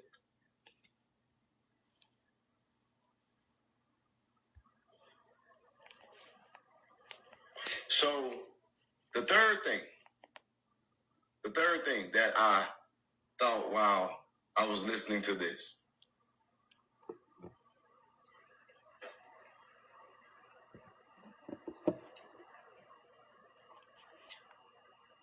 years later, Solomon. and I say some crazy stuff that I really feel. 8 years later, I'm not going to contribute to this woman's destruction. That was my final thought. Because I really do believe in God. I really do believe you reap what you sow. I really believe that God will vindicate you. And it is not for you to gloat, but it's for you to know that he always had you in the first place. I will be going against the core of who I really am if I was to try to use this to destroy her, because that was never my goal. But I will be clear here. I never had any loyalty to a person. I don't even know them. I did not know them before the news broke about Kanika's untimely transition. I had no loyalty to them. They had no loyalty to me. My loyalty is to injustice. And what that means is that sometimes I got to go against the very people who claim to need help, because I'm just being quite honest, because I am now an advocate with 2 decades of experience. 2 decades of experience. Sometimes people aren't shit. They ain't shit. And I'm not saying that directly attributed to her, even though I have my feelings. Sometimes people ain't shit. And I said it in a live that you may not have seen, so I'm going to say it in this one. Bad things happen to good people. Bad things also happen to bad people too. 300 people, thank you for being here. I'm not gonna contribute to her destruction. But I'm also not gonna get in the way of what I believe is God's judgment and God keeping his word. Yo, check it out. You can make picks right here on Underdog. You can make team picks. So, as I listen to her, I want to be clear here. I am under no obligation, nor do I feel bad for her. I don't. Because it was 8 years. 8 years. And I don't feel bad for her. And I'm not obligated to feel bad for her. Can y'all hear I will that? not, because God's keeping his promise, I will not help the process of whatever is going on. The people who care about her, where the hell are they? And it's clear that something is wrong beyond normalcy. And I've heard people give a lot of theories. Brenda. But I'm going to say this because now I'm starting to think it. Because when you start looking at things, you got to ask yourself, why is this happening? Why is this motive happening? And I really do believe for a fact, within my own opinion, I do believe that because she saw the way that the world wrapped their arms around that mother who was jumped on by those babies, it reminded her of what she had when the world wrapped their arms around her. And do y'all think that's why she came forward again? She need attention.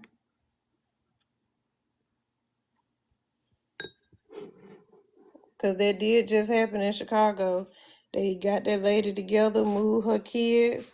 They flying them out to LA to spend some time, have some dinner. They covered her baby's Christmas and everything. That literally is a void that comes because this public is a dangerous thing. People want fame and people feel like they want that clout is a thing. This shit is not something to go after. Please hear my words. It is not nothing to go after. It is not what people think it is. And especially isn't in like being or doing something that's positive in a world that simply thrives on evil. It's not. And that love and the people and it wasn't there, and she saw it, she longed for it, and she did, and I feel like she did the dumb. But what she did, because I am a convinced believer, what she did was she couldn't avoid that God is no shorter than his word. Whatsoever man soweth, that shall he reap. And she was trying to reclaim form of glory with old tactics. And that time is past. And it's not, again, for the people who said she made a post, she didn't ask you for your help, she told you no, you're mad. That is not it. Right now I am being attacked And literally, I'm being attacked, and I really believe that the reason I'm being attacked is because of what she opened my life up to 8 years ago. She opened up my life and you all's lives and many other people's lives to 8 years ago. I'm being attacked by some idiots and I'm still in the same seat. I'm doing good. I'm trying to make a difference on my limited level. And I'm still being demonized by the very community people that I'm actually living my life to serve. Because it's for God and not them. And it ain't all of them. It is a very small few people that got the same intoxicated issue. They want all the glory with none of the goddamn work. And or because I'm a no-nonsense, straight no chaser, no bullshit, confrontational advocate. I have exposed stuff that people are doing and they latch on to my ass. They're trying to suck the blood out of me, but it is only able to happen because of Beyonce's internet. And no, I'm not accused of Beyonce. Girl, don't come for me. Now, I want to say this stuff because I don't think that I'm going to move any further with this series. I don't care what no. Now, this video was made before the video we listened to last night. I was going to listen to this one last night, but when I went to it, he was on live. So the series is continuing.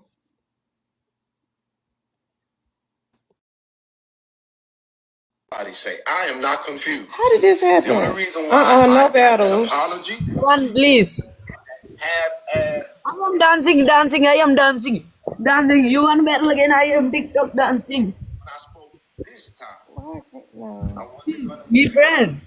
from a place. You want battle again? I am TikTok dancing, please. And I'm speaking from a place of being able to Please. I am dancing, please. because Please. Be friend. sometimes Friend, Please. I don't You think want battle I don't again? think my people want to battle. Please. I Maybe am next strict. time. You want battle again? TikTok dancing. Maybe next time. But have a good night, okay? Please. Is one more barrel, please. Do y'all want to do a quick battle? I don't even think he got Please. nobody over there. Is one more barrel, please. Thank you. The battle I am dancing. That he don't get coins. Yes, unless he got people in his room. Oh Lord. Let me turn my video back up, cause correctly this whole time. Now, when I say this whole time, so that I can be clear, I'm not talking about consistent, but I'm talking about sporadic throughout the years. I've run into people, talked to just tap people, the screen. discussed things, and y'all, the real reason and the biggest reason why I was okay was because I was convinced that when she got settled, she was going to vindicate me. I think he just want to dance for y'all. I'm convinced. But I'm okay with that. Because now it feel like I'm back on that case all over again. People around this country, wherever I go, I'm getting messages in my inbox up the wazoo of people apologizing to me. I'm where I'm at. I'm outside. People like, oh God, that's Jedediah. They coming to me saying, we always knew this and we always knew that. And it's amazing and it's fine because all of the people that knew this the whole time, when I was going through this for 8 years, I wish I would have had this amount of encouragement and this amount of clarity from people that are doing. But I just know people are fickle and majority of people are fake and they ride the wave. I get it. So now, what I wanted to come on here to do, and what I want to come on here to say is that I'm not going to do this because it was not even a back and forth for me. I said, if you hit me or you attack me, I'm going to release my truth. I'm going to release another truth. And it ain't about necessarily solving a case. I'm going to tell my experience. And that's what there's a saying to that. The reason why you're getting away with what you did is because I haven't told my story yet.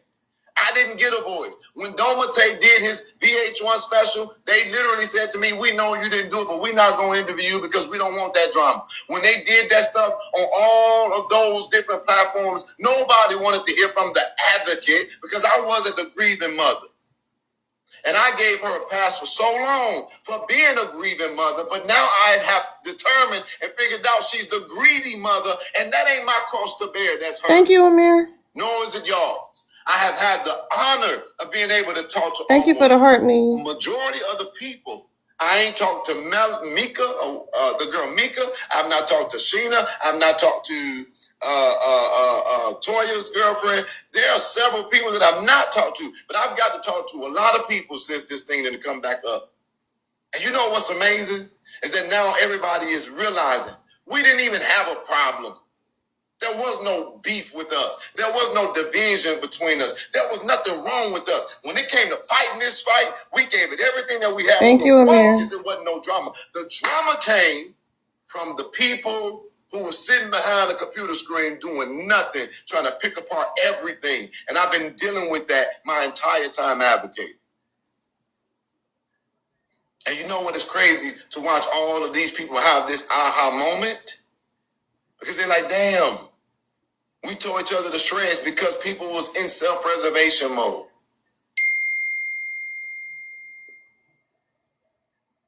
Do not pay your next car insurance bill. Repeat, do not pay your bill yet. The culpable people in this situation. And I know that based on what testimony she said to me. I don't have to say thank y'all. Thank you, K-Bay. Thank you, Sandy. Thank you, Several Pinkies. times throughout the fight, she tried to manipulate the goodwill and the focus fight that we had for her. Everybody was always trying to do something to her, and it was weird because it was not the case. The only people who she okay, never K-Bay ever sent talked 100 about comments. Thank you, K-Bay. that was up there. Thank but you, as far as she Squall. was concerned, everybody was being fake. At some point, WK Bay in the I chat. knew that she was fickle while I was fighting the fight. I literally was just willing to basically challenge and fight anybody who she suspected. As much as I don't have a care for him, Andrew Holmes was initially given permission by her, and he communicated with this woman, and we believed it because he showed us their phone conversations. Did he lie? Yes. I'm the one who got on the internet after the press conference and say, wait a minute, this don't add up. He showed me a video. I saw a video. All right, thank you so much. You have a good night, okay? I am Walla back. Oh, the ice cream. Okay. Thank y'all so much, K-Bay, Squall, who else we had? Sandy, Pinkest, Amir, Big Boss, Sandy Lynn, I don't know how you say your name, Hokich of the Hood. Thank you very much. Thank y'all. All right. So he talking about this video again that Andrew Holmes had from touring the hotel, and in this particular video, it had a camera above the door.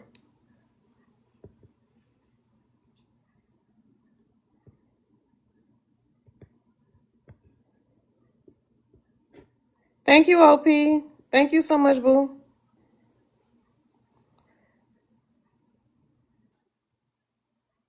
No, it's okay. Thank you. I appreciate it. Thank you, OP. Thank you so much, boo. You got Thank to you very echo, much. Amir. Mute for me. Yes, okay. You got to Hi, echo. you all people. Hi, big boss people. Hi.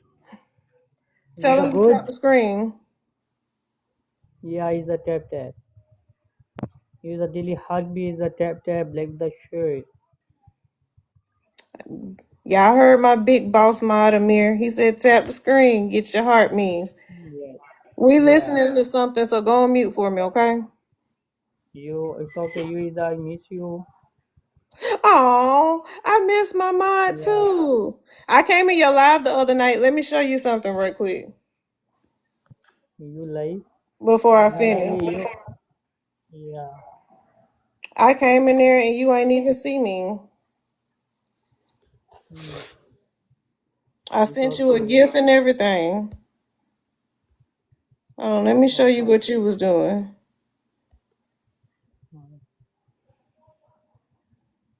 No.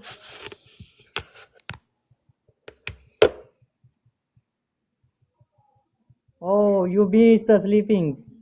Yeah, you was Yeah, knocked yeah, out. yeah. You missed the sleepings. I came in, I sent you a gift and everything. No, because the gift is a miss. Thank you. You welcome. Go on mute for me. We listening to something, okay? Are you miss? Uh-huh. You me, bro? Hold on. Mm. Of Andrew Holmes. The camera was right above the freezer. The camera disappeared. So for those, Wait a minute. They didn't say that in the video last night. He just said there was a camera above the freezer and then the camera disappeared. people who want to understand how this got so bad, that there was an attempt to cover it up.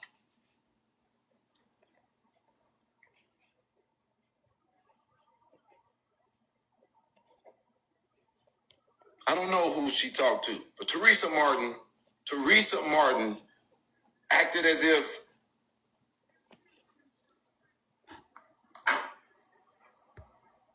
and I'm telling y'all right now, I know this is God because Larry Rogers is being drugged right now in certain spaces on the internet. Go find it. That's Larry Rogers. That is Sam Adams Jr. That is Teresa Martin. This is their press conference that they did. He was their lawyer. Sam Adams Jr. was my lawyer. That is how I ended up getting the lawyers that I had all the way, John Erickson, all the way for all these years when I ended up fighting for Dalton, Illinois. That is the same person that I found out was also doubling as Andrew Holmes' attorney. Big full circle. All of these attorneys are connected. They all work together. They see each other in these courthouses every single day. These people are powerful as attorneys. John Rogers, Larry Rogers he sit on some kind of a board here that makes a lot of powerful decisions to this day. They are part of the architecture. My lawyer, Sam Adams Jr., I talk to all the time. But the moment that this Kanika case came, he would not answer my call. I would find out later through a press conference that, damn, Sam is her lawyer. If anybody knows how this shit goes, it's really fucking simple. It ain't that hard. I was like, oh, he her lawyer?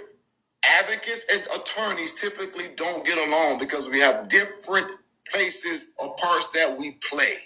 We do different things. This woman literally said to me her lawyers was taking advantage of her. I did not know that it was Sam. I just thought it was Larry. I went against Larry. Larry ended up also being the lawyer that was working on Jamari Dent's case. I fought that case. That mother got a settlement, but she never got the full justice. Larry was removed from the case because I fought him tooth and nail because I remembered him from the Kanika Jenkins case. I ain't got to lie about a damn thing. Mm. Advocates want to be vocal, lawyers want to be silent. Y'all want advocates to be broke, and lawyers get 33 and a third percent. But get this, lawyers only want to deal with what they can deal with in court, and advocates fight things in a court of public opinion. We both lawyers, bitch, and it's just in different courts. Period. They get all of the discovery. We gotta find the shit. We don't get the same consideration. Y'all don't love people who stand up for y'all because y'all don't think they worth shit. Not understanding that typically it's great sacrifice to show up. And I've been doing it for 2 fucking decades. And this is my day of reckoning. Finally, after 8 years of y'all dragging the fuck out of my name, and I'm being open to attack and ridicule and criticism that is not normal in every single thing that I touch. Finally, I get vindication. Finally, people are apologizing to me.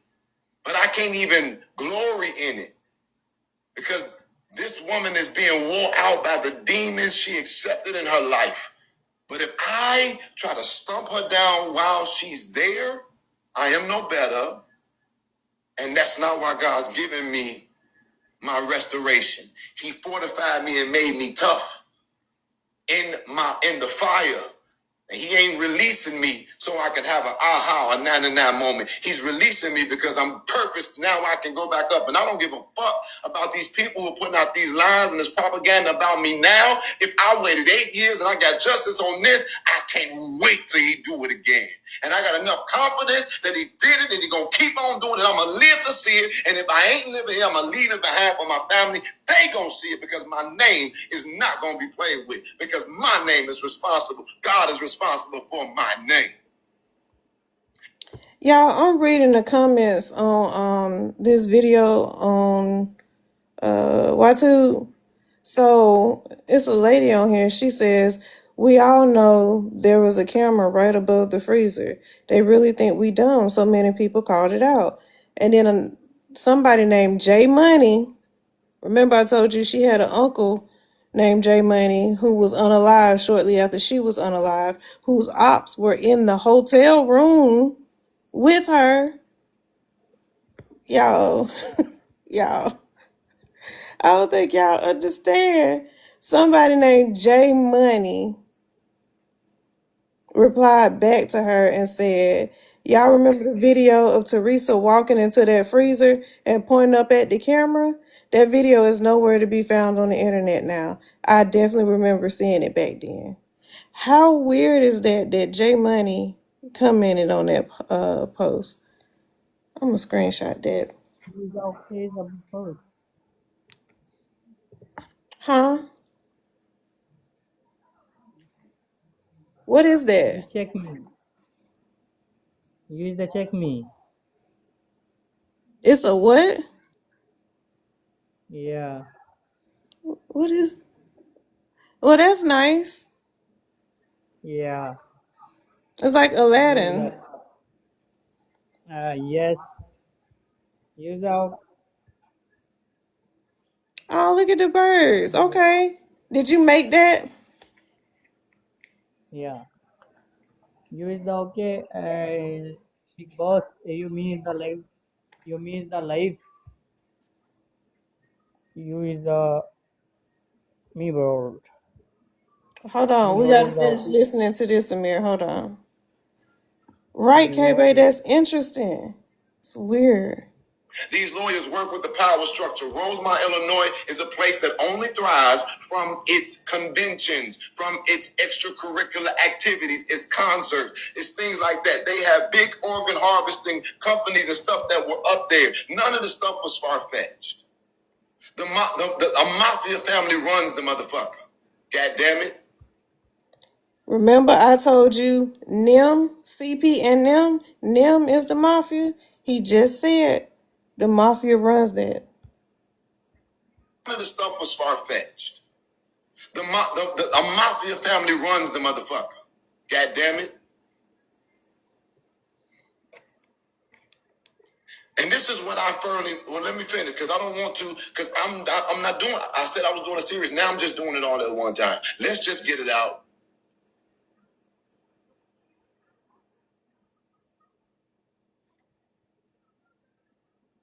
Y'all, these ads is driving me crazy.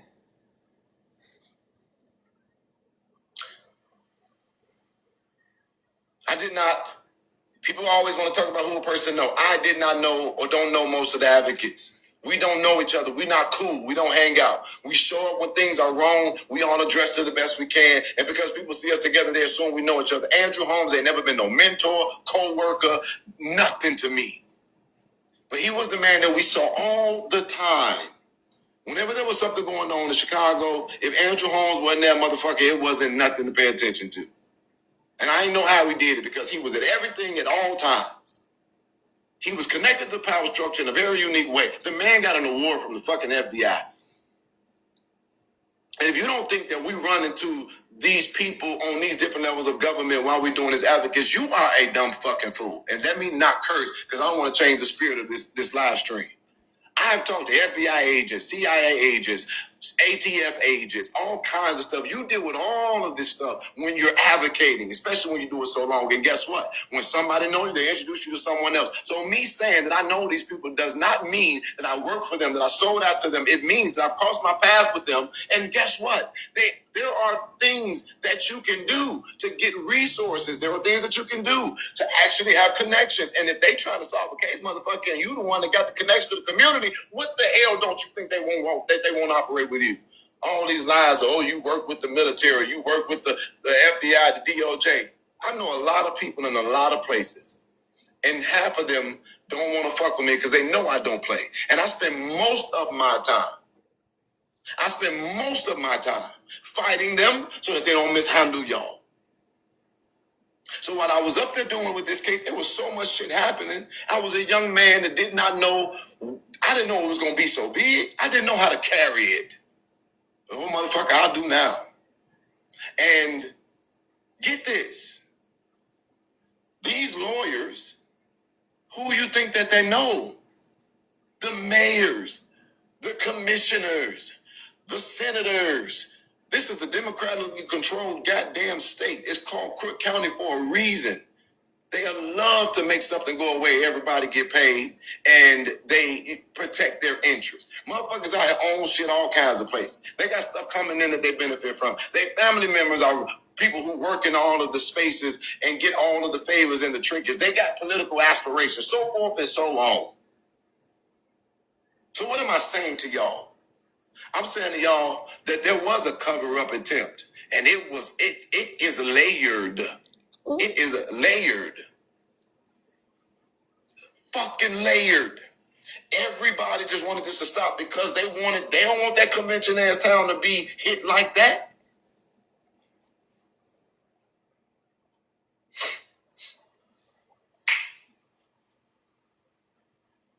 Do I think that the Kanika Jenkins' mother, all this stupid shit, that's not her real name. That's not her real daughter. That's not Kanika's real body. Stop the madness and go see a therapist too. This woman did not orchestrate, in my opinion, based on the limited knowledge that I have. Let me be clear here. She did not set her child up to be unalive. I would never say that. But I do know for a fact that with all the orchestration that was going on behind the scenes, she had a very, very, very important decision to make. And that decision determined everything. You either going to keep fighting or you're going to take your benefits.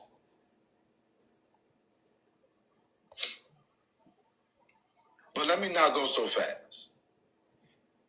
People was getting arrested. People were hungry. People were crashing out, leaving families, leaving homes, leaving jobs to come and fight for this. Everybody was enamored. Nobody could sleep. Nobody was watching TV.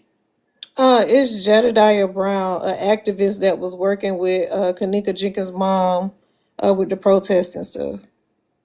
We did this all day, every day. People was invested. It was like it was our own situation. The whole world was in tune. It was insanity. Insanity. And I was the person that became the very poignant person. So what y'all don't seem to understand is that I had a target on my shit. It's just like when they looked at Malcolm X, no black man should have that much power. And then I was willing to go toe-to-toe with anybody as I always have been. They could not let me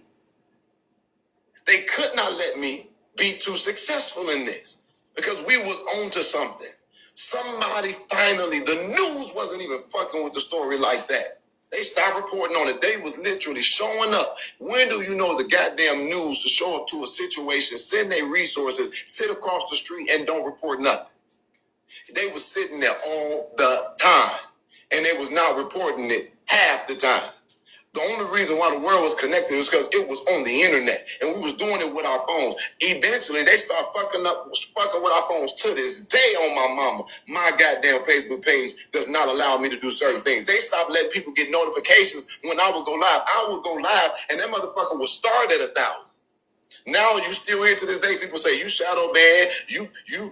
We didn't get no notifications. Da da da da. This, that, and the third.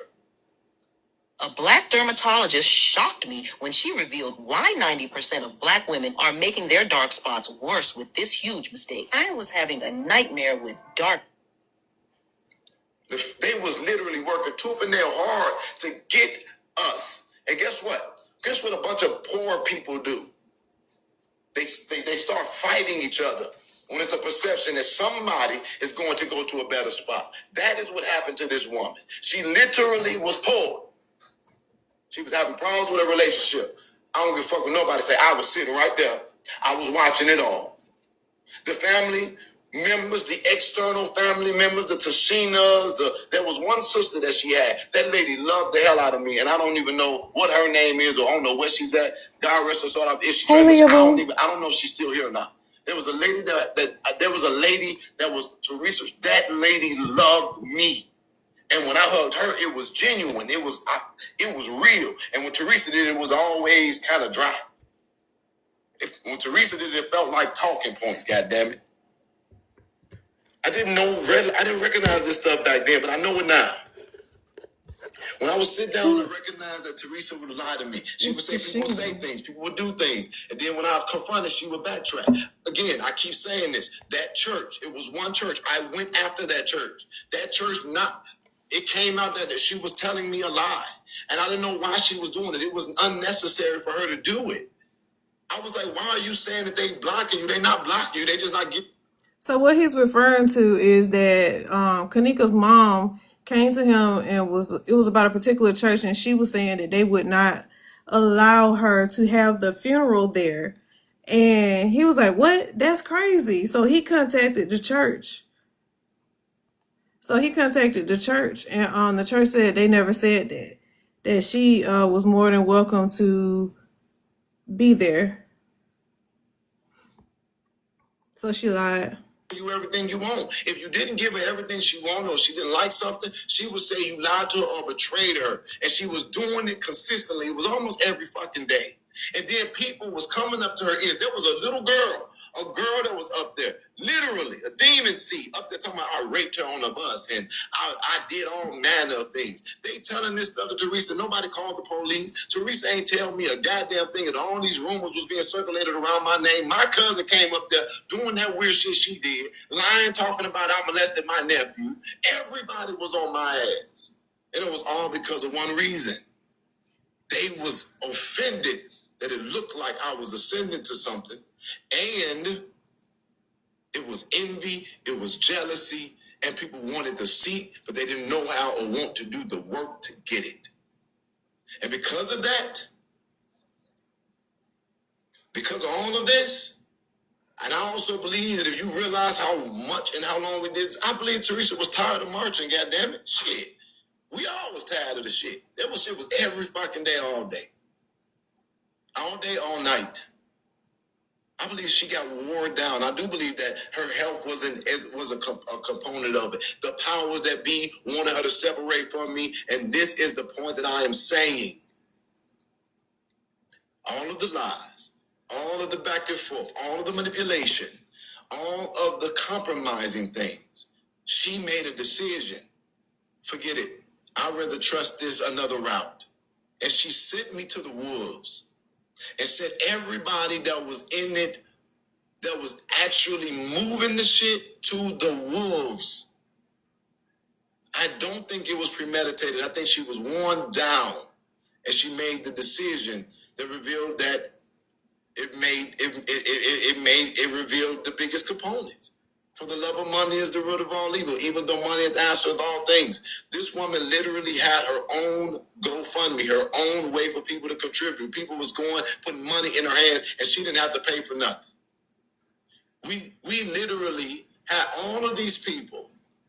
And when the marching was over, I don't and didn't have a heart to just lead them to figuring it out. But this perfect stranger who getting money didn't have to pay one fucking dime to do nothing. So I had to say, shit, we gonna get up a fund, but y'all literally let a motherfucker convince y'all that I was stealing money. And that's what I hate, bro. Y'all act like y'all didn't see us doing the work. All somebody got to do is suggest that a motherfucker doing something bad and everybody, oh shit, nothing. You can't say that somebody was stealing money that was donated to them that y'all saw them getting on the screen and telling you what they was doing and actually fucking doing it. You think you're fine after a car accident until this happens. Most people don't realize that even accidents... She didn't have to give a dime. She was only getting the support, getting the money, getting. You're welcome.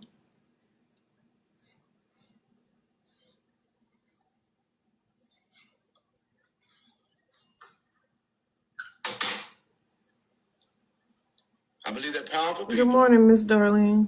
have finally convinced her. We'll get you this another route. Get away from these protesters.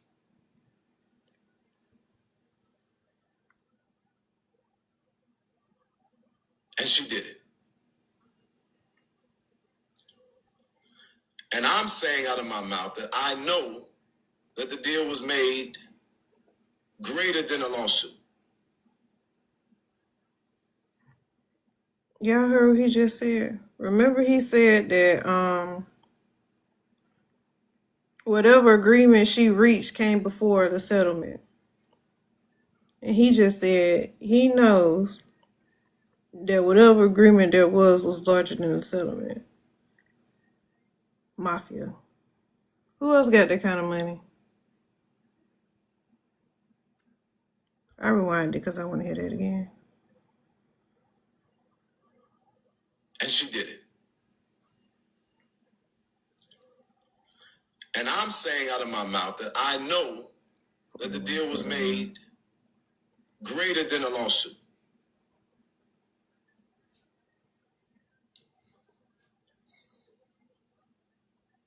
I don't know the organ thing.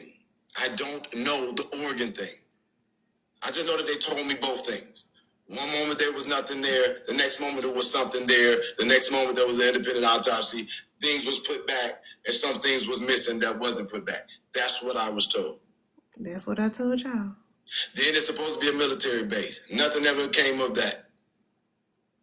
Now I'm going to give you my synopsis. I had a lot of people give me a lot of stuff. I didn't know what the truth was. I repeated things to the best of my ability when I could.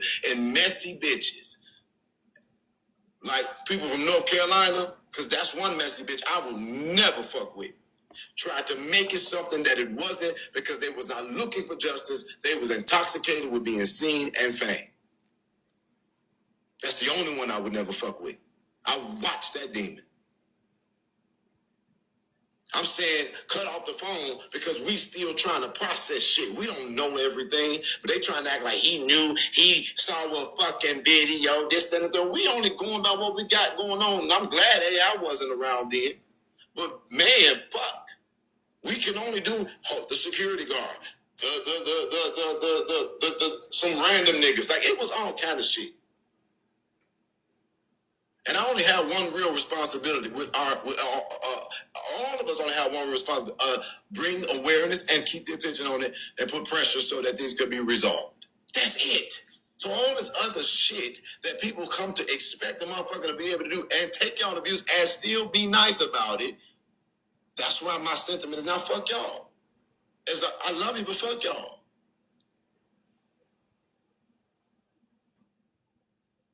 So, summary. Tell us. Do you know you up here? Flaming Hearts.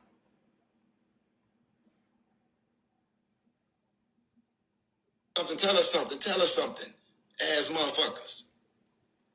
I don't think she set a child up. I don't think that the friends had anything to do with it. I don't believe it at all. Somebody slipped something in that baby. The people who was in the fight wasn't beefing with each other, wasn't nothing going on, was motherfuckers protesting and investigating. And we had each other's full back. As long as we could. The powers that be got to her. And let me help y'all out with this whole notion of a motherfucking threat and gangs and all of this weird ass shit. I've been an advocate for 2 decades. Ain't no motherfucking Illuminati my concern. Ain't no death threats my concern. And ain't nobody pressured me to stop. Because guess what? Everybody tough. Fuck them. But if you ain't living that life and you ain't in that environment, you ain't got nothing to worry about. I know for a fact that Zach has stuff that was never released because he talked to me about it and he showed me some of it before that goddamn interview. At that point, he wanted me to clear my name. He said, I got some shit coming, it's about to drop. Next thing I know, the man is gone. I still don't know if that was Kanika Jenkins shit. He talking about Zach TV. I know for a fact that Zach has stuff that was never released because he talked to me about it and he showed me some of it before that goddamn interview. At that point, he wanted me to clear my name. He said, I got some shit coming, it's about to drop. Next thing I know, the man is gone. I still don't know if that was Kanika Jenkins shit or if that was street shit. I'm not finna, my mind ain't going too far into that. But this is what I really firmly believe. This is what I believe. This is what Jedediah believes. I don't remember the layout of the building, but there was some calls that came from the fucking big basement. I believe that whatever happened to this young lady, when she went and ended up in a vulnerable state, there are two possibilities here. Somebody saw an opportunity and did the most. Or when she transitioned and somebody saw it, they panicked. Either way it go, the Crown Plaza did not do the right thing or the righteous thing. Instead of them trying to get down to the bottom of it and let the truth be understood or told to protect their self-interest, they engaged in a cover-up. And because of all the conspiracy theories and people not knowing what the hell the truth was at the end of the day, they literally started trying to push people out with doing certain things like removing the camera or not doing or giving employee logs and not cooperating with the mama. I think they also made missteps. When she came, I'm gonna say this this is what I know for a fact. I've said it before. No hotel is gonna kick you out talking about my person is missing. And you got security apparatus, why didn't they search? I believe that when she transitioned, however it was, because again, I don't know that. Be it at the hands of somebody or be it because of some medical mistake or whatever the fuck they want to frame it is. The company tried to cover it up to protect themselves as much as possible. The city was engaged because it was going to affect their bottom line tremendously. And all these niggas was up there that ain't never been up there like that in that way. And they basically was able to end up getting to the mama to make a deal to end it all so that they can go the quiet route with all of the powers that be that got vested interest in that area. That is it. I have nothing else to offer. The only thing I can offer is the experience. The only thing I can offer is what actually happened while we was protesting. I am not an investigator that was on no official capacity that can resolve any of this. I can't speak to her clothes being or her property or personal effects being given over to her. I can't speak to none of that shit. Y'all hear me? I'm being very clear. I don't have the conclusion. I only have what I believe and what I know and what I went through. It wasn't the young people, according to Teresa Martin from her testimony. Hi, my name is Jonathan. I graduated about a month and a half ago. It was a great experience. He said from Teresa's testimony, she said it wasn't the young people.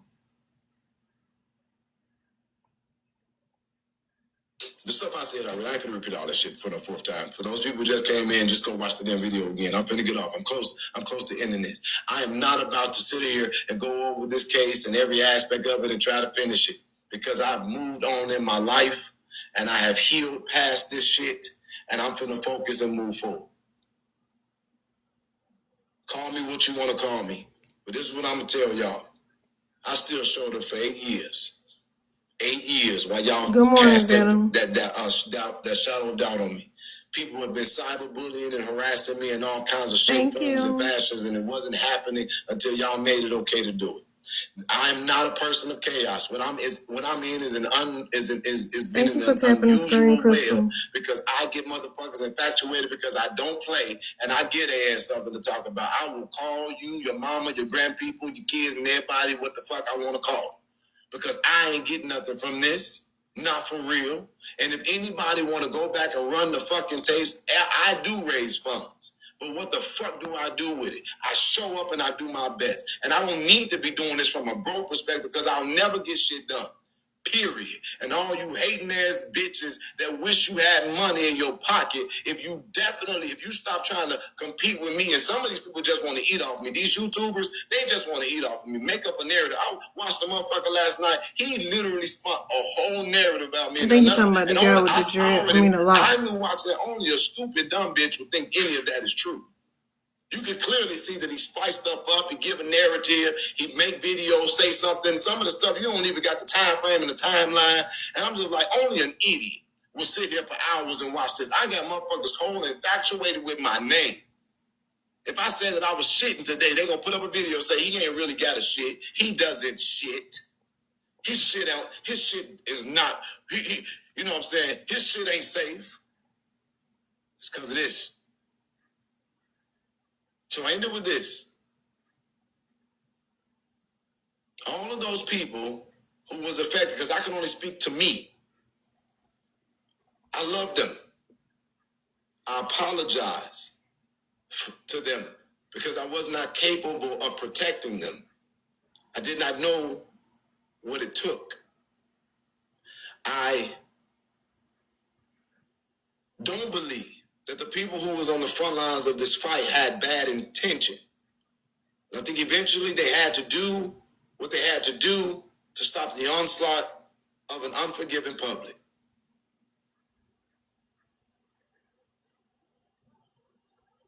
And all that happened is people built off of the rumors because they didn't have no facts and no desire to get them. I've never been a person to take advantage of my community. I deserve to survive. We did this for a complete stranger. Came up. He said Teresa said she know what happened.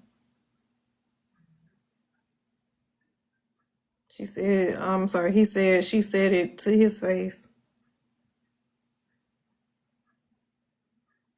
She's supposed to be talking because she said she was seeking justice for Kanika, but right now she's just doing a lot of hooting and hollering. There with nothing. And together we figured it out. And I'm forever grateful to y'all for that. But now this woman is going through something that she brought on her own head. I've been asking God to vindicate and clear my name all this time and to clear the name of the people who were there all this time. He is doing it. And I know for a fact that when God moves, it ain't always pretty. So I'm not getting in the way.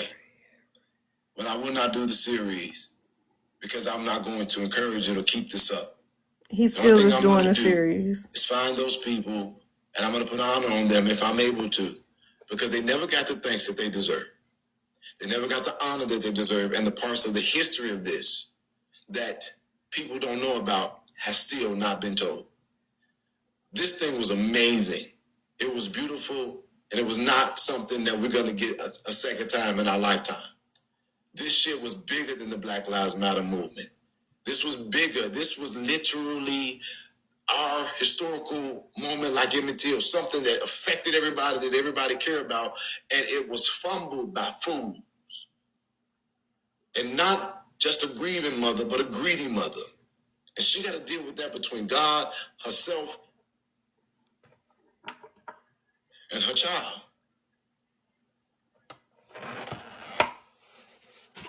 Everybody went through emotional distress. It should have been a class action lawsuit. We all should have got a part of that shit. But nobody wants that. Nobody wants that. So, for those of you who wanted the tea, yes, that's all I got. That is not all he got. Took her out. I don't know if she took some medication and wandered. I know that somebody called from that basement. I thought that is what he said the first time. He done said it again. A phone call was made from the basement. Who made the phone call? And that's where the kitchen is, right? In the basement. Is that why he won't? I doubt he can get those call logs. Because remember, he said he was getting them. And I think in that live we watched last night, he said he had the call logs. He said he was getting the call logs because he wanted to see who called who that day and how long.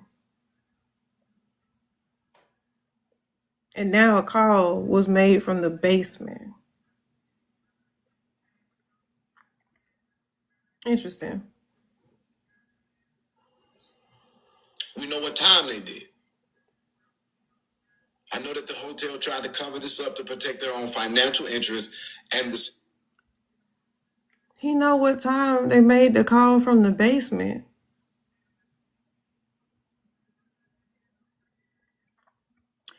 That's a false statement. The autopsy does not align with what's in that statement with bite marks and stuff like that. You know, folks just be making up stuff. But he said he know what time the phone call was placed in the basement. He know more than what he's saying. He wanted to help. I know that all these people are interconnected and work together, and I know that the powers that be were being affected by this story. They was fucking, we was fucking up the system. And something happened way more scary than anything. Niggas was actually unified. And if we would have been successful in this, we would have been, and that's what I'm saying. You see people like, he's saying a bunch of nothing, bye. Bitch, bye. You thought I was gonna come on here and say, the motherfucking security guard, this, that, and the third. Do you think that I was finna say, what? You a fucking dumb asshole. Damn. You want me to come on, the psychic was right. Bitch, guess what? The psychic better show what the fuck they saying in their head. Stupid ass. That's what I'm talking about. I said a whole bunch of everything.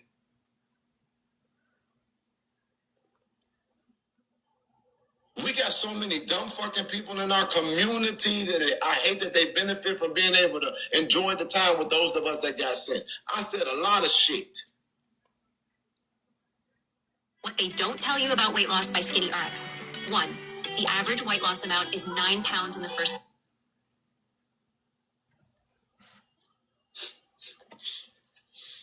They was looking for some drama and some tea. Ain't got none. Now you ain't interested. Get the fuck on.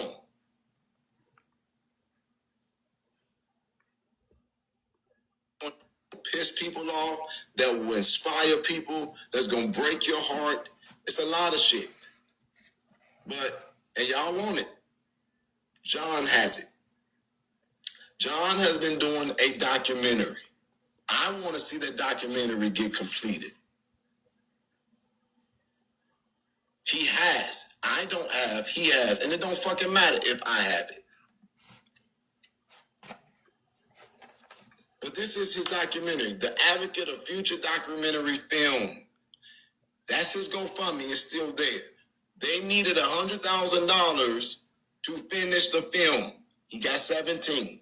If you want the Thank you for film the released, go support the man's endeavor. Simple. Get him what he needs to finish the film. Editing takes time. You got to pay somebody to do it. Please put a link in the chat. Let me see how to do that. Simple. If y'all want to see the movement, the fight from the film perspective, help them get it done. I'm going to answer whatever questions you have. I'm going to let y'all come on if you want to. And I'm going to leave it at that. I'm going to see what he tries to charge me for the raw footage. And I'm going to try to get it. And then I'm going to release whatever he doesn't put in that film. Okay? Now, motherfuckers, don't And the talk shit footage to me. is good. Real good. Don't talk shit to me. When you do this, or when I'm moving forward with this, or somebody want to help with this, do it. If you don't, fucking don't. Now, the call-in number, 605-472. Good luck with that, I'm sure. But if it asks for an access code, put 639 on. Other than that, I'm not about to be on here talking about this. I will talk to the people who was a part of it, but I'm moving the fuck on. Who was out there, they didn't steal anything, and I'm just glad that now, 8 years later, that part of the truth is coming out. I don't see anybody calling on, so does the phone not work, or is not nobody wanting to say nothing? Somebody let me know. My mama made First me of some what, banana pudding with No. bananas. No. Just everything that happened out in the fight and outside on the streets. That's it. Things that were said, people who said certain things, people who did certain things, it will be very interesting. Some of it is gut-wrenching. Some of it is very exposing. However, it is going to do no different than what I just told you now. There was a lot of disingenuous stuff going on from the family side, and they moved to protect. They moved for self-interest over the interests of the justice.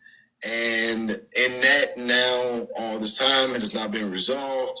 But I'm saying that I'm saying for a fact that Mama gave up justice for personal benefit. She allowed the powers that be to cause her to make a dumb decision. There was an attempt to cover this up, and yeah.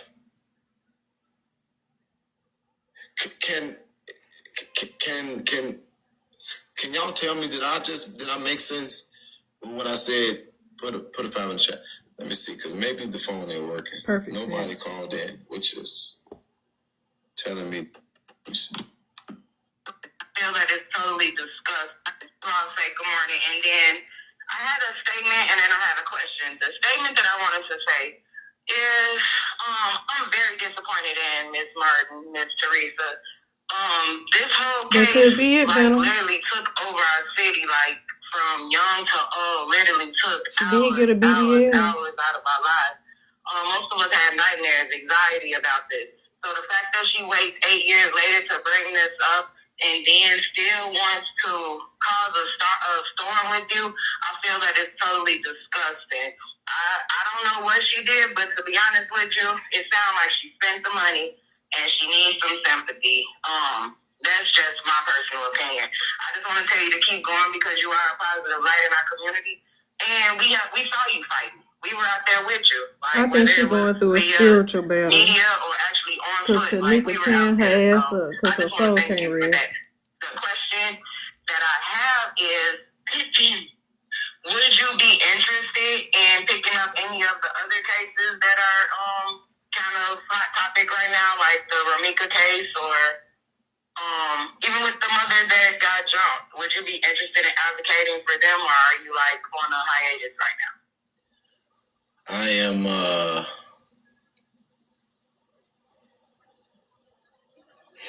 It's so much. It'd be so much drama, and I don't know. Driving without car insurance is illegal, but if you do this, you're not actually breaking the law. So I found this website, and a lot of people have been asking me about the Romika case, and I've been looking at it, softly looking at it, but this is the thing, like, how do you do it without, you know what I'm saying? I don't think people understand that advocacy really does cost. So if I'm going to do it, it's going to take sacrifice, infrastructure, organization. Shit, now you need lawyers. And one of the things that I do now is I actually hire investigators. And so for me, it's like, I don't want to put myself back in this place where, I'm trying to go hard for something, because I don't do shit half-ass. I try to go hard.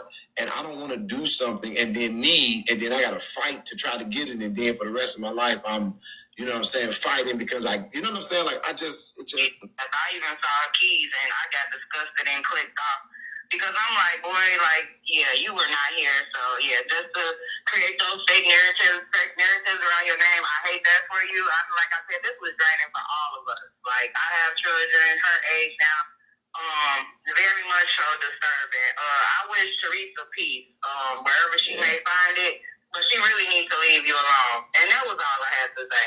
And somebody says she might be rage baiting me. I don't think so. I don't think that was her goal. No, she's not rage baiting you. She's literally, her soul is in turmoil right now. Anybody that has any type of discernment can see that she's not at peace, and she's grasping for straws right now. She's grasping for attention. Like you said, she saw us wrapping our arms around the other mother, and she remembered that we did the same thing for her. 8 years later, them pockets looking dry, and nobody is really like checking for her because look what you did.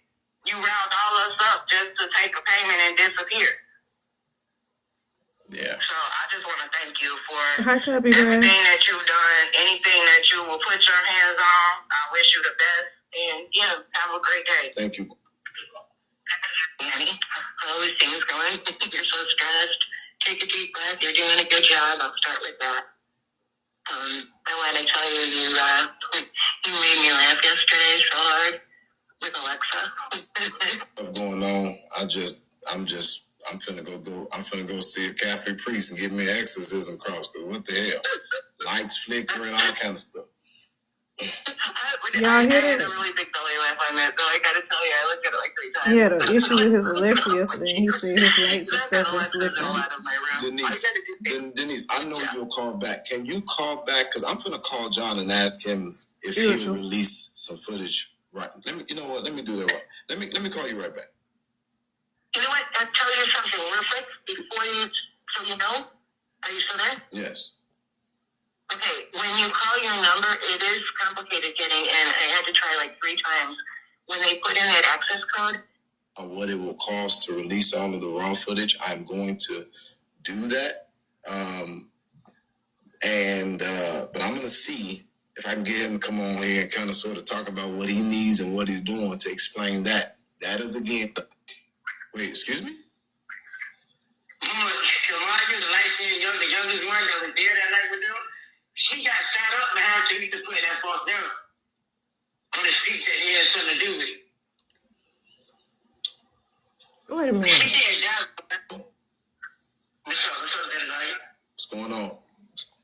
I got a question. Is Shamaya going to get her audited? Because, you know, Shamaya got Teresa putting that false down because then he had something to do with it. Wait. And they did. Wait, excuse me? Shamaya, the youngest one that was there that night with them, she got shot up and had to need to put that false down on the street that he had something to do with it. She did that, but she got shot up and had dead life. Shamaya got set up because of that lie about Kanika? I'm not saying you, because I never saw you there, but I'm saying Sharika wants to apologize because Sharika said on the world news on social media that his friends have something to do with it. Shamaya got shot because of that. She got shot up multiple times and almost died because of that false narrative. Oh my Lord, I thought she was saying set up. She said the girl got pew-pew multiple times because of this Shanika stuff. Child, she said the girl almost unlied. Ooh, wee. Like you said, people have been hurt, shot, and dumped. Irene got dumped because Irene got hurt because of that false note. So Irene got jumped too? Everybody saying they getting dumped, so when they gonna get death on them? So I would hope that the only thing that I could do is tell my truth and hope that would be some level of vindication for them. And I would pray that people are apologizing to them just like they're doing to me and other people. Exactly. But that's not. I've been on your side since day one. But you got those 2 girls to lost their life and have a false narrative that you need to drop that to the world. Yeah, I don't know, and I just think that was pure fucked up and pure evil. What do you know which girl it was I bonded out of jail? I mean, I don't know Monique. Well, we got Monique out.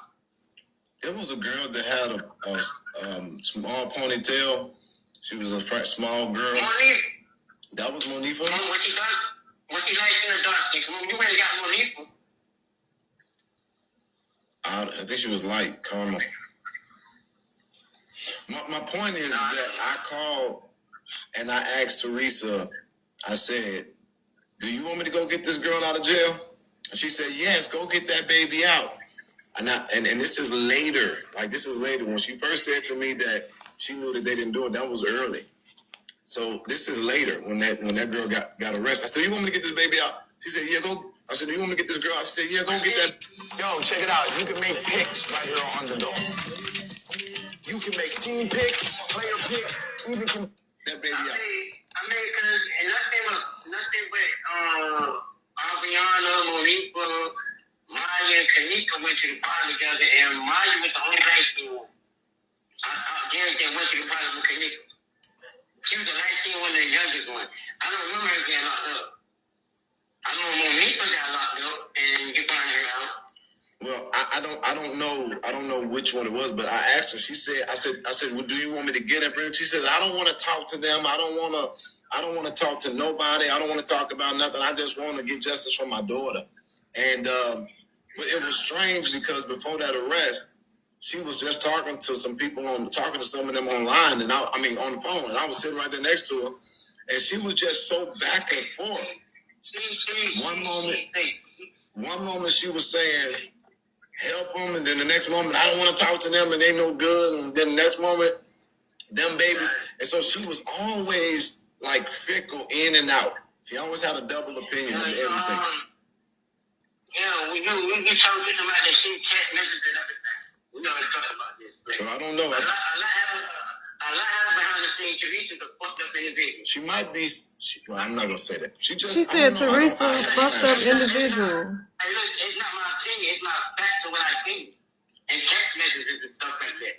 Well, I think that those young people are deserving of a righteous apology. Good luck getting it. Yeah, they do. Somebody definitely got set up to 2021.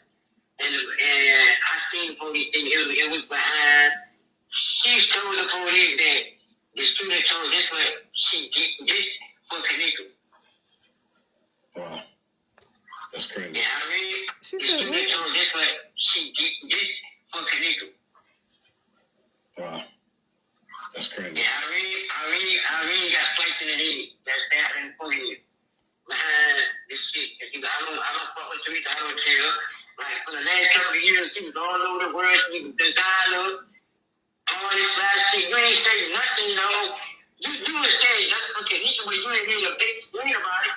Like you did after you made a fucking scene when you see the other fucking girl start with all the love. This shit was out of death. You put like the motherfucking attention off of her. And she seen this other girl raise with close to $500,000. And you trying to pull your star up in and try to get no money. First of all, I'm like, hey, why the fuck can't we know what fucking happened? We paid for the good. The whole world paid for the good. The world paid for the film. The world paid all the donations. The donation paid for the food. I'm like, okay. And you know how long she gotta get Kanika a tombstone? She had money for it. She didn't get Kanika a tombstone. She only got Kanika a tombstone when people started calling her out about it. She probably never had no intention to even get Kanika a tombstone. So people started saying, why Kanika got a tombstone? She was right down there, got her head. And that was 4 or 5 years later. That lady raised over. That film, I know the bullshit, but it made me irritated. But I don't, shit is for Teresa to anything for money. To do the Kanika jump as a money grab now. What more do you want? The film already paid for. What more do you want? Yeah, I think all the signs are there. That something was off with this. So you would do with a millionaire celebrity high lifestyle for 3, 4, 5 years straight. Now the money goes, now you can find it. That lady know what happened to Kanika. She know exactly what happened. Kanika was not killed. Kanika was nobody killed Kanika. All that All that editing footage, nobody killed Kanika. She know that. She personally know that. I personally know that. Irene, all the personally know that. It was like I told you last on the phone, they was told not to say nothing, to do no interviews, no none of that. Why do you think all these deals, nobody get an interview? Them girls are offer $5,000-$10,000 for interviews, they turn them down. And they stand for their life. The only girl that did an interview was Bree. That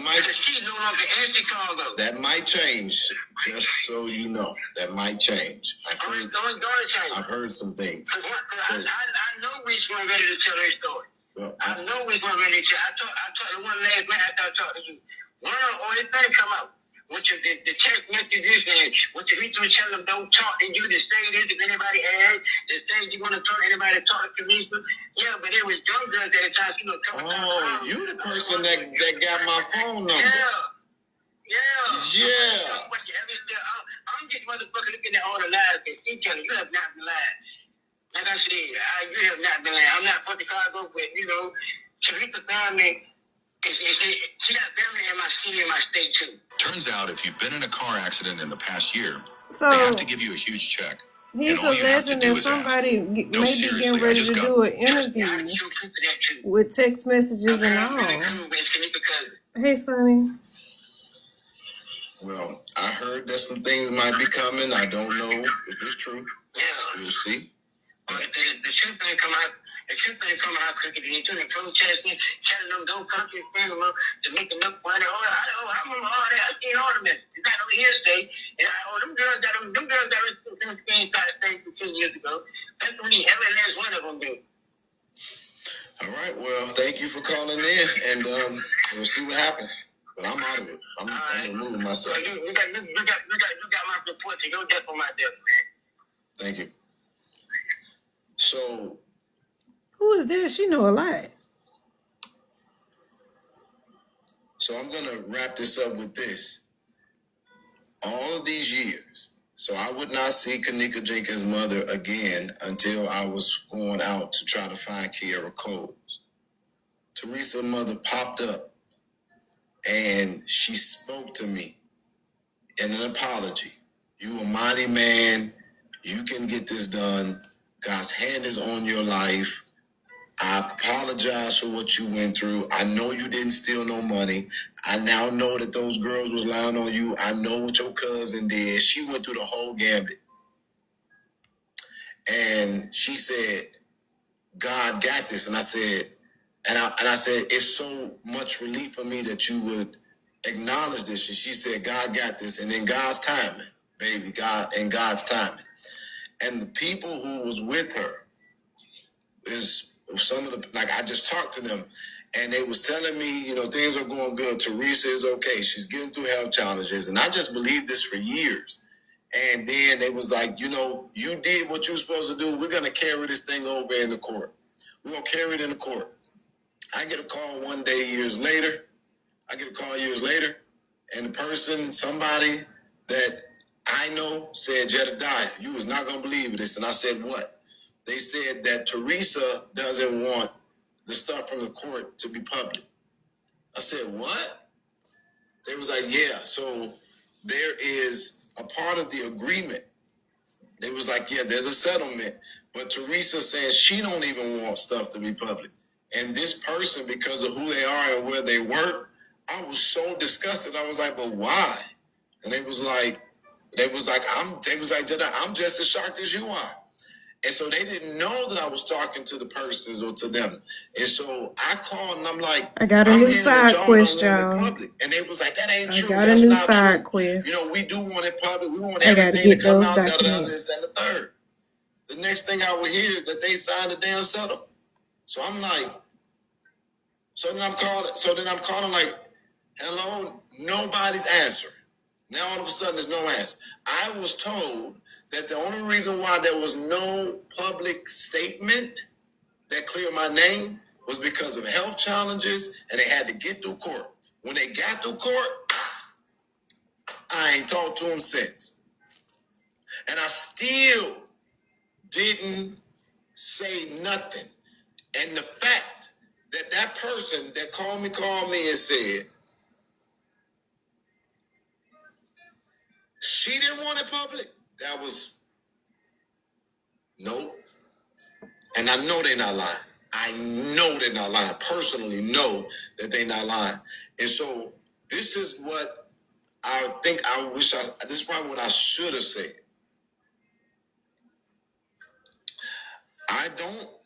Okay, so I'm going to use that as circumstantial evidence based on everything that I experienced. Circumstantial, not intrinsic, circumstantial. For me to say that I don't think that the conclusion of this case is what they needed it to be.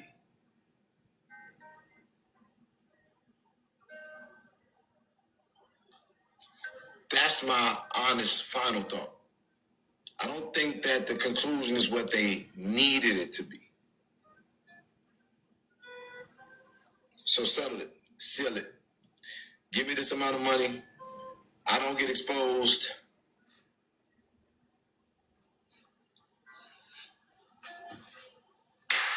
Everybody good. Fuck the damage we did to the people along the way. And so all of y'all who saying you deserve to know, I am not asking for y'all to do a damn thing. It ain't me it's not me that is obligated or that should be required to tell you. Because even if I do, I'm only using all of the bits and pieces of stuff that I have together to come up with an assumption. All right. So, John, let me see. Did he answer me? Hi guys, come along with me in a day in the life of an aesthetics medical assistant while I talk to you about stuff.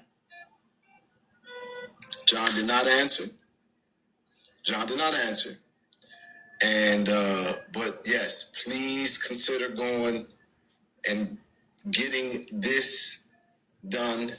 This is not mine. I don't even think I should have to say that. I think that I am just as worthy of being I don't know I think John might be a little nice guy who probably wouldn't want certain aspects of it. If that footage come out, the raw footage, forget about just the conclusion of the case. The shit people did and said, how they moved,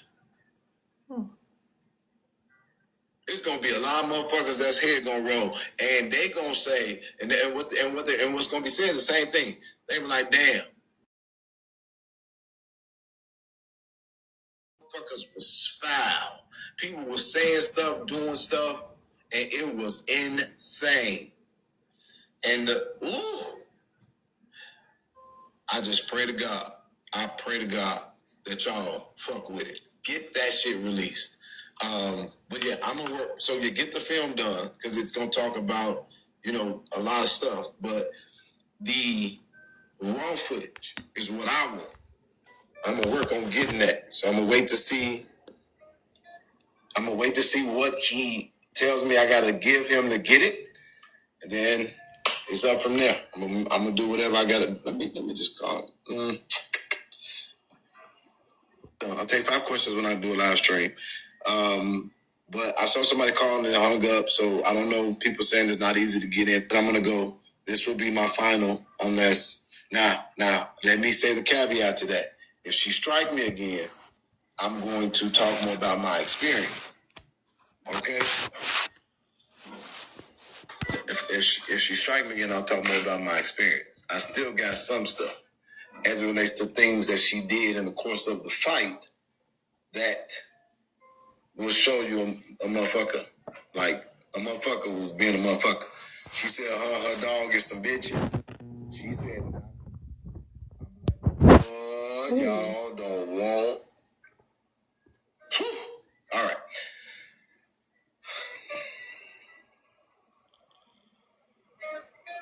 The time, they were all around 17, right? They were young. Is that right? I don't remember the exact age. So that would put them in their mid-20s now. And I'm not clear on, have they not? I mean, at that age, podcasts, this and that was their friend. Don't you think they would want to know what happened to her? And aren't they looking into it? Did they sign NDAs? I'm clear on that. I don't know that information. I don't know that information, but they were very quiet. Don't you think it's odd in the mid-20s now that they're not, trying to figure out what happened to their friend? No. They don't know. I mean, because it don't matter what they say, they will be picked apart, lives being threatened, people doing all kind of weird shit. It was pretty volatile. It was an evil time. That's awful. I would probably if the level of evil that I think was going on, people was doing some nasty shit, man. I'm sorry, people was doing some nasty shit. It was some stuff that it's a lot of damage that's been done because of this case. I'm a person that's visible, but even all of the people who even worked alongside me, like they ain't told their story. Them people went through some shit. They went through some real shit. I'm still stuck with those girls. John, I talked to you in the past. I don't know if I've ever mentioned this to you or not, but I had a brother, Philip, and he was murdered when he was 20 years old in Lyons, Illinois. He was found dead on the bottom of the quarry on First Avenue and Plainfield Road. Unsolved mystery. They found him, like I said, bottom of the quarry. He was in the bar across the street. He used to play in a band called Legend. He was lead guitarist, and something went down in the bar that night, and it was a really messed up story. Bottom line is, he was murdered. He was dragged. There was grass in his underpants. There was grass in the heels of his shoes. Sandals. First nice warm night out in May, April 1st. My father hired a private investigator who did some digging, and at the end of the day, they didn't find out what happened to Phil, but they did find the corruption that was going on in Lyons at that time. You were not even born yet. It was in 1984.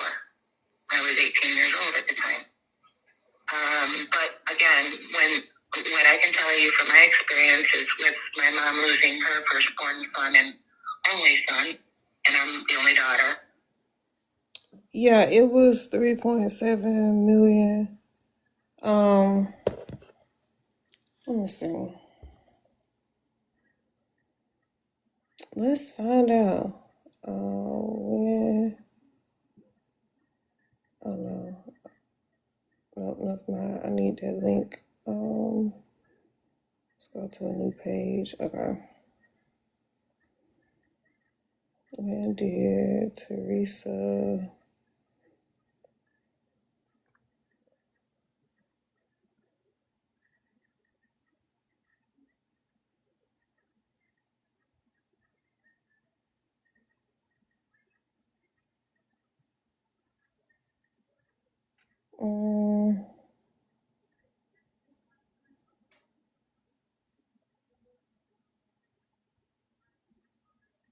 Let's see.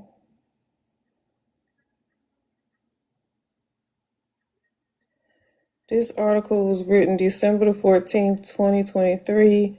Family of a Chicago woman who froze to her unaliving after she became locked in the freezer has agreed to a $10 million legal settlement. Teresa Martin will receive $3.7 million according to court records made public on Tuesday. Need to find those. Other family members, one is her brother and one is her sister, got 1.2. The other got 1.5. Another got another 3.5 went to the attorney's fees, and 6,000 was used covering the cost of the funeral. She filed the lawsuit December 2018, alleging that the hotel security company and restaurant at the hotel that rented the freezer were negligent.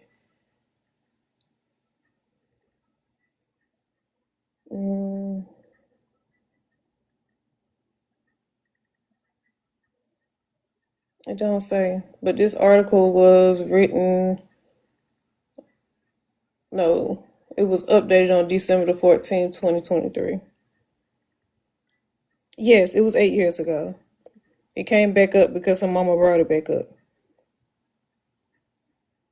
She sold a soul, signed an NDA not to talk about her daughter or anything, and she's been silent for the last 8 years. And she brought it back up because she said Kanika told her it's time to speak up about it. That's what she said. And she been doing what she doing on Facebook. I don't even know what to call it at this point. And my dad, he wouldn't rest until they found out what happened to Phil. He spent thousands and thousands, tens of thousands of dollars with this investigation, which still didn't really go anywhere. But the conspiracy theories were just horrible. Everybody in this story, the freezer, is it true that it only locked from the outside? You can only lock it from the outside? I did not get to go down to that area. They did not allow me in that hotel. I've been banned from Rosemont my entire life since that fight. What they don't tell you about weight loss by Skinny RX. One, the average weight loss amount is 9 pounds in the first. I'm trying to skip through this. There's no reason for you to, you know what I'm saying? It's just a house burned down and they suspect that the council person is behind it. But that's something else. As that, all I have now is just my experiences to show little bitty things that happen inside of the moment, inside of it. Okay, y'all. So the footage, he's not lying about the footage, okay? Because we saw some of the footage, the raw footage that the guy gave him yesterday. And baby, it was good to me, okay? So the guy John who did all the filming, he's trying to put out this documentary. He's started it 8 years ago, but he never did raise all the money that was needed. So, hold on one second.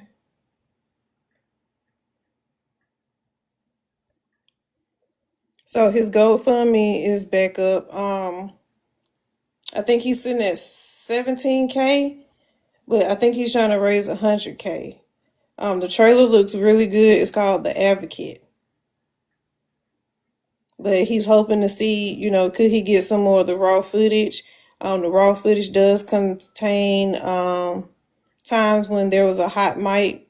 People forgot maybe he was wearing a mic or just didn't care. And they were saying some stuff that might need to be heard. And all he's doing, he said, is clearing his name. Whatever conclusions you come to. But he said, read between the lines and you'll put it together. That I'm not sure of. Because I think it's in John's name. So I'm not sure. But yeah, that footage.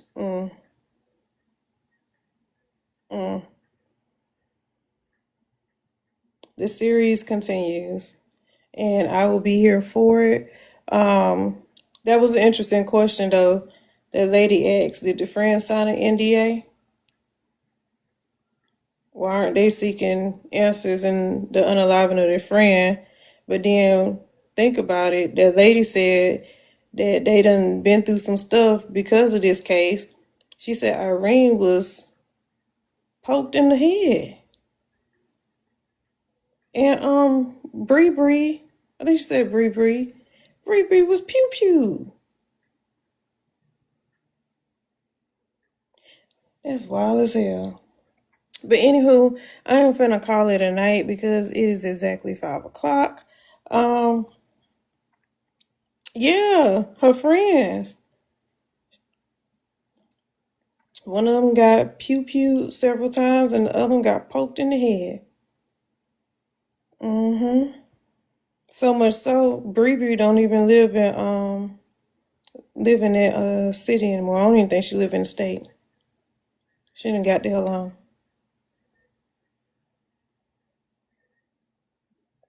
But this is interesting. I'll see what today holds. Hopefully, he'll be making a new video today because I'm going to be all up in it. I appreciate everyone sitting and listening. If I go live tomorrow, I'm going to need y'all to talk to me in the comments because I be wanting to have discussions. I be wanting to hear what y'all think. I won't be hearing the theories and the possibilities and stuff. It is, Crystal. Listen, I have so much new information in my head. It is wild. Yes, Crystal. Thank you for being here. Thank y'all for the taps, the heart me's. Thank you for the gifts, and thank you for entertaining my battle because he just won't stop asking me. So I appreciate each and every one of you because you don't have to be here. So I'm thankful that you chose to spend your time with me. I'm gonna do some research tomorrow, see if I can find what I'm looking for, see if some new stuff comes available. And you will hear it here first. So thank y'all so much, and I hope everybody has a beautiful morning, a beautiful day. I pray blessings and prosperity over each and every one of you. So y'all have a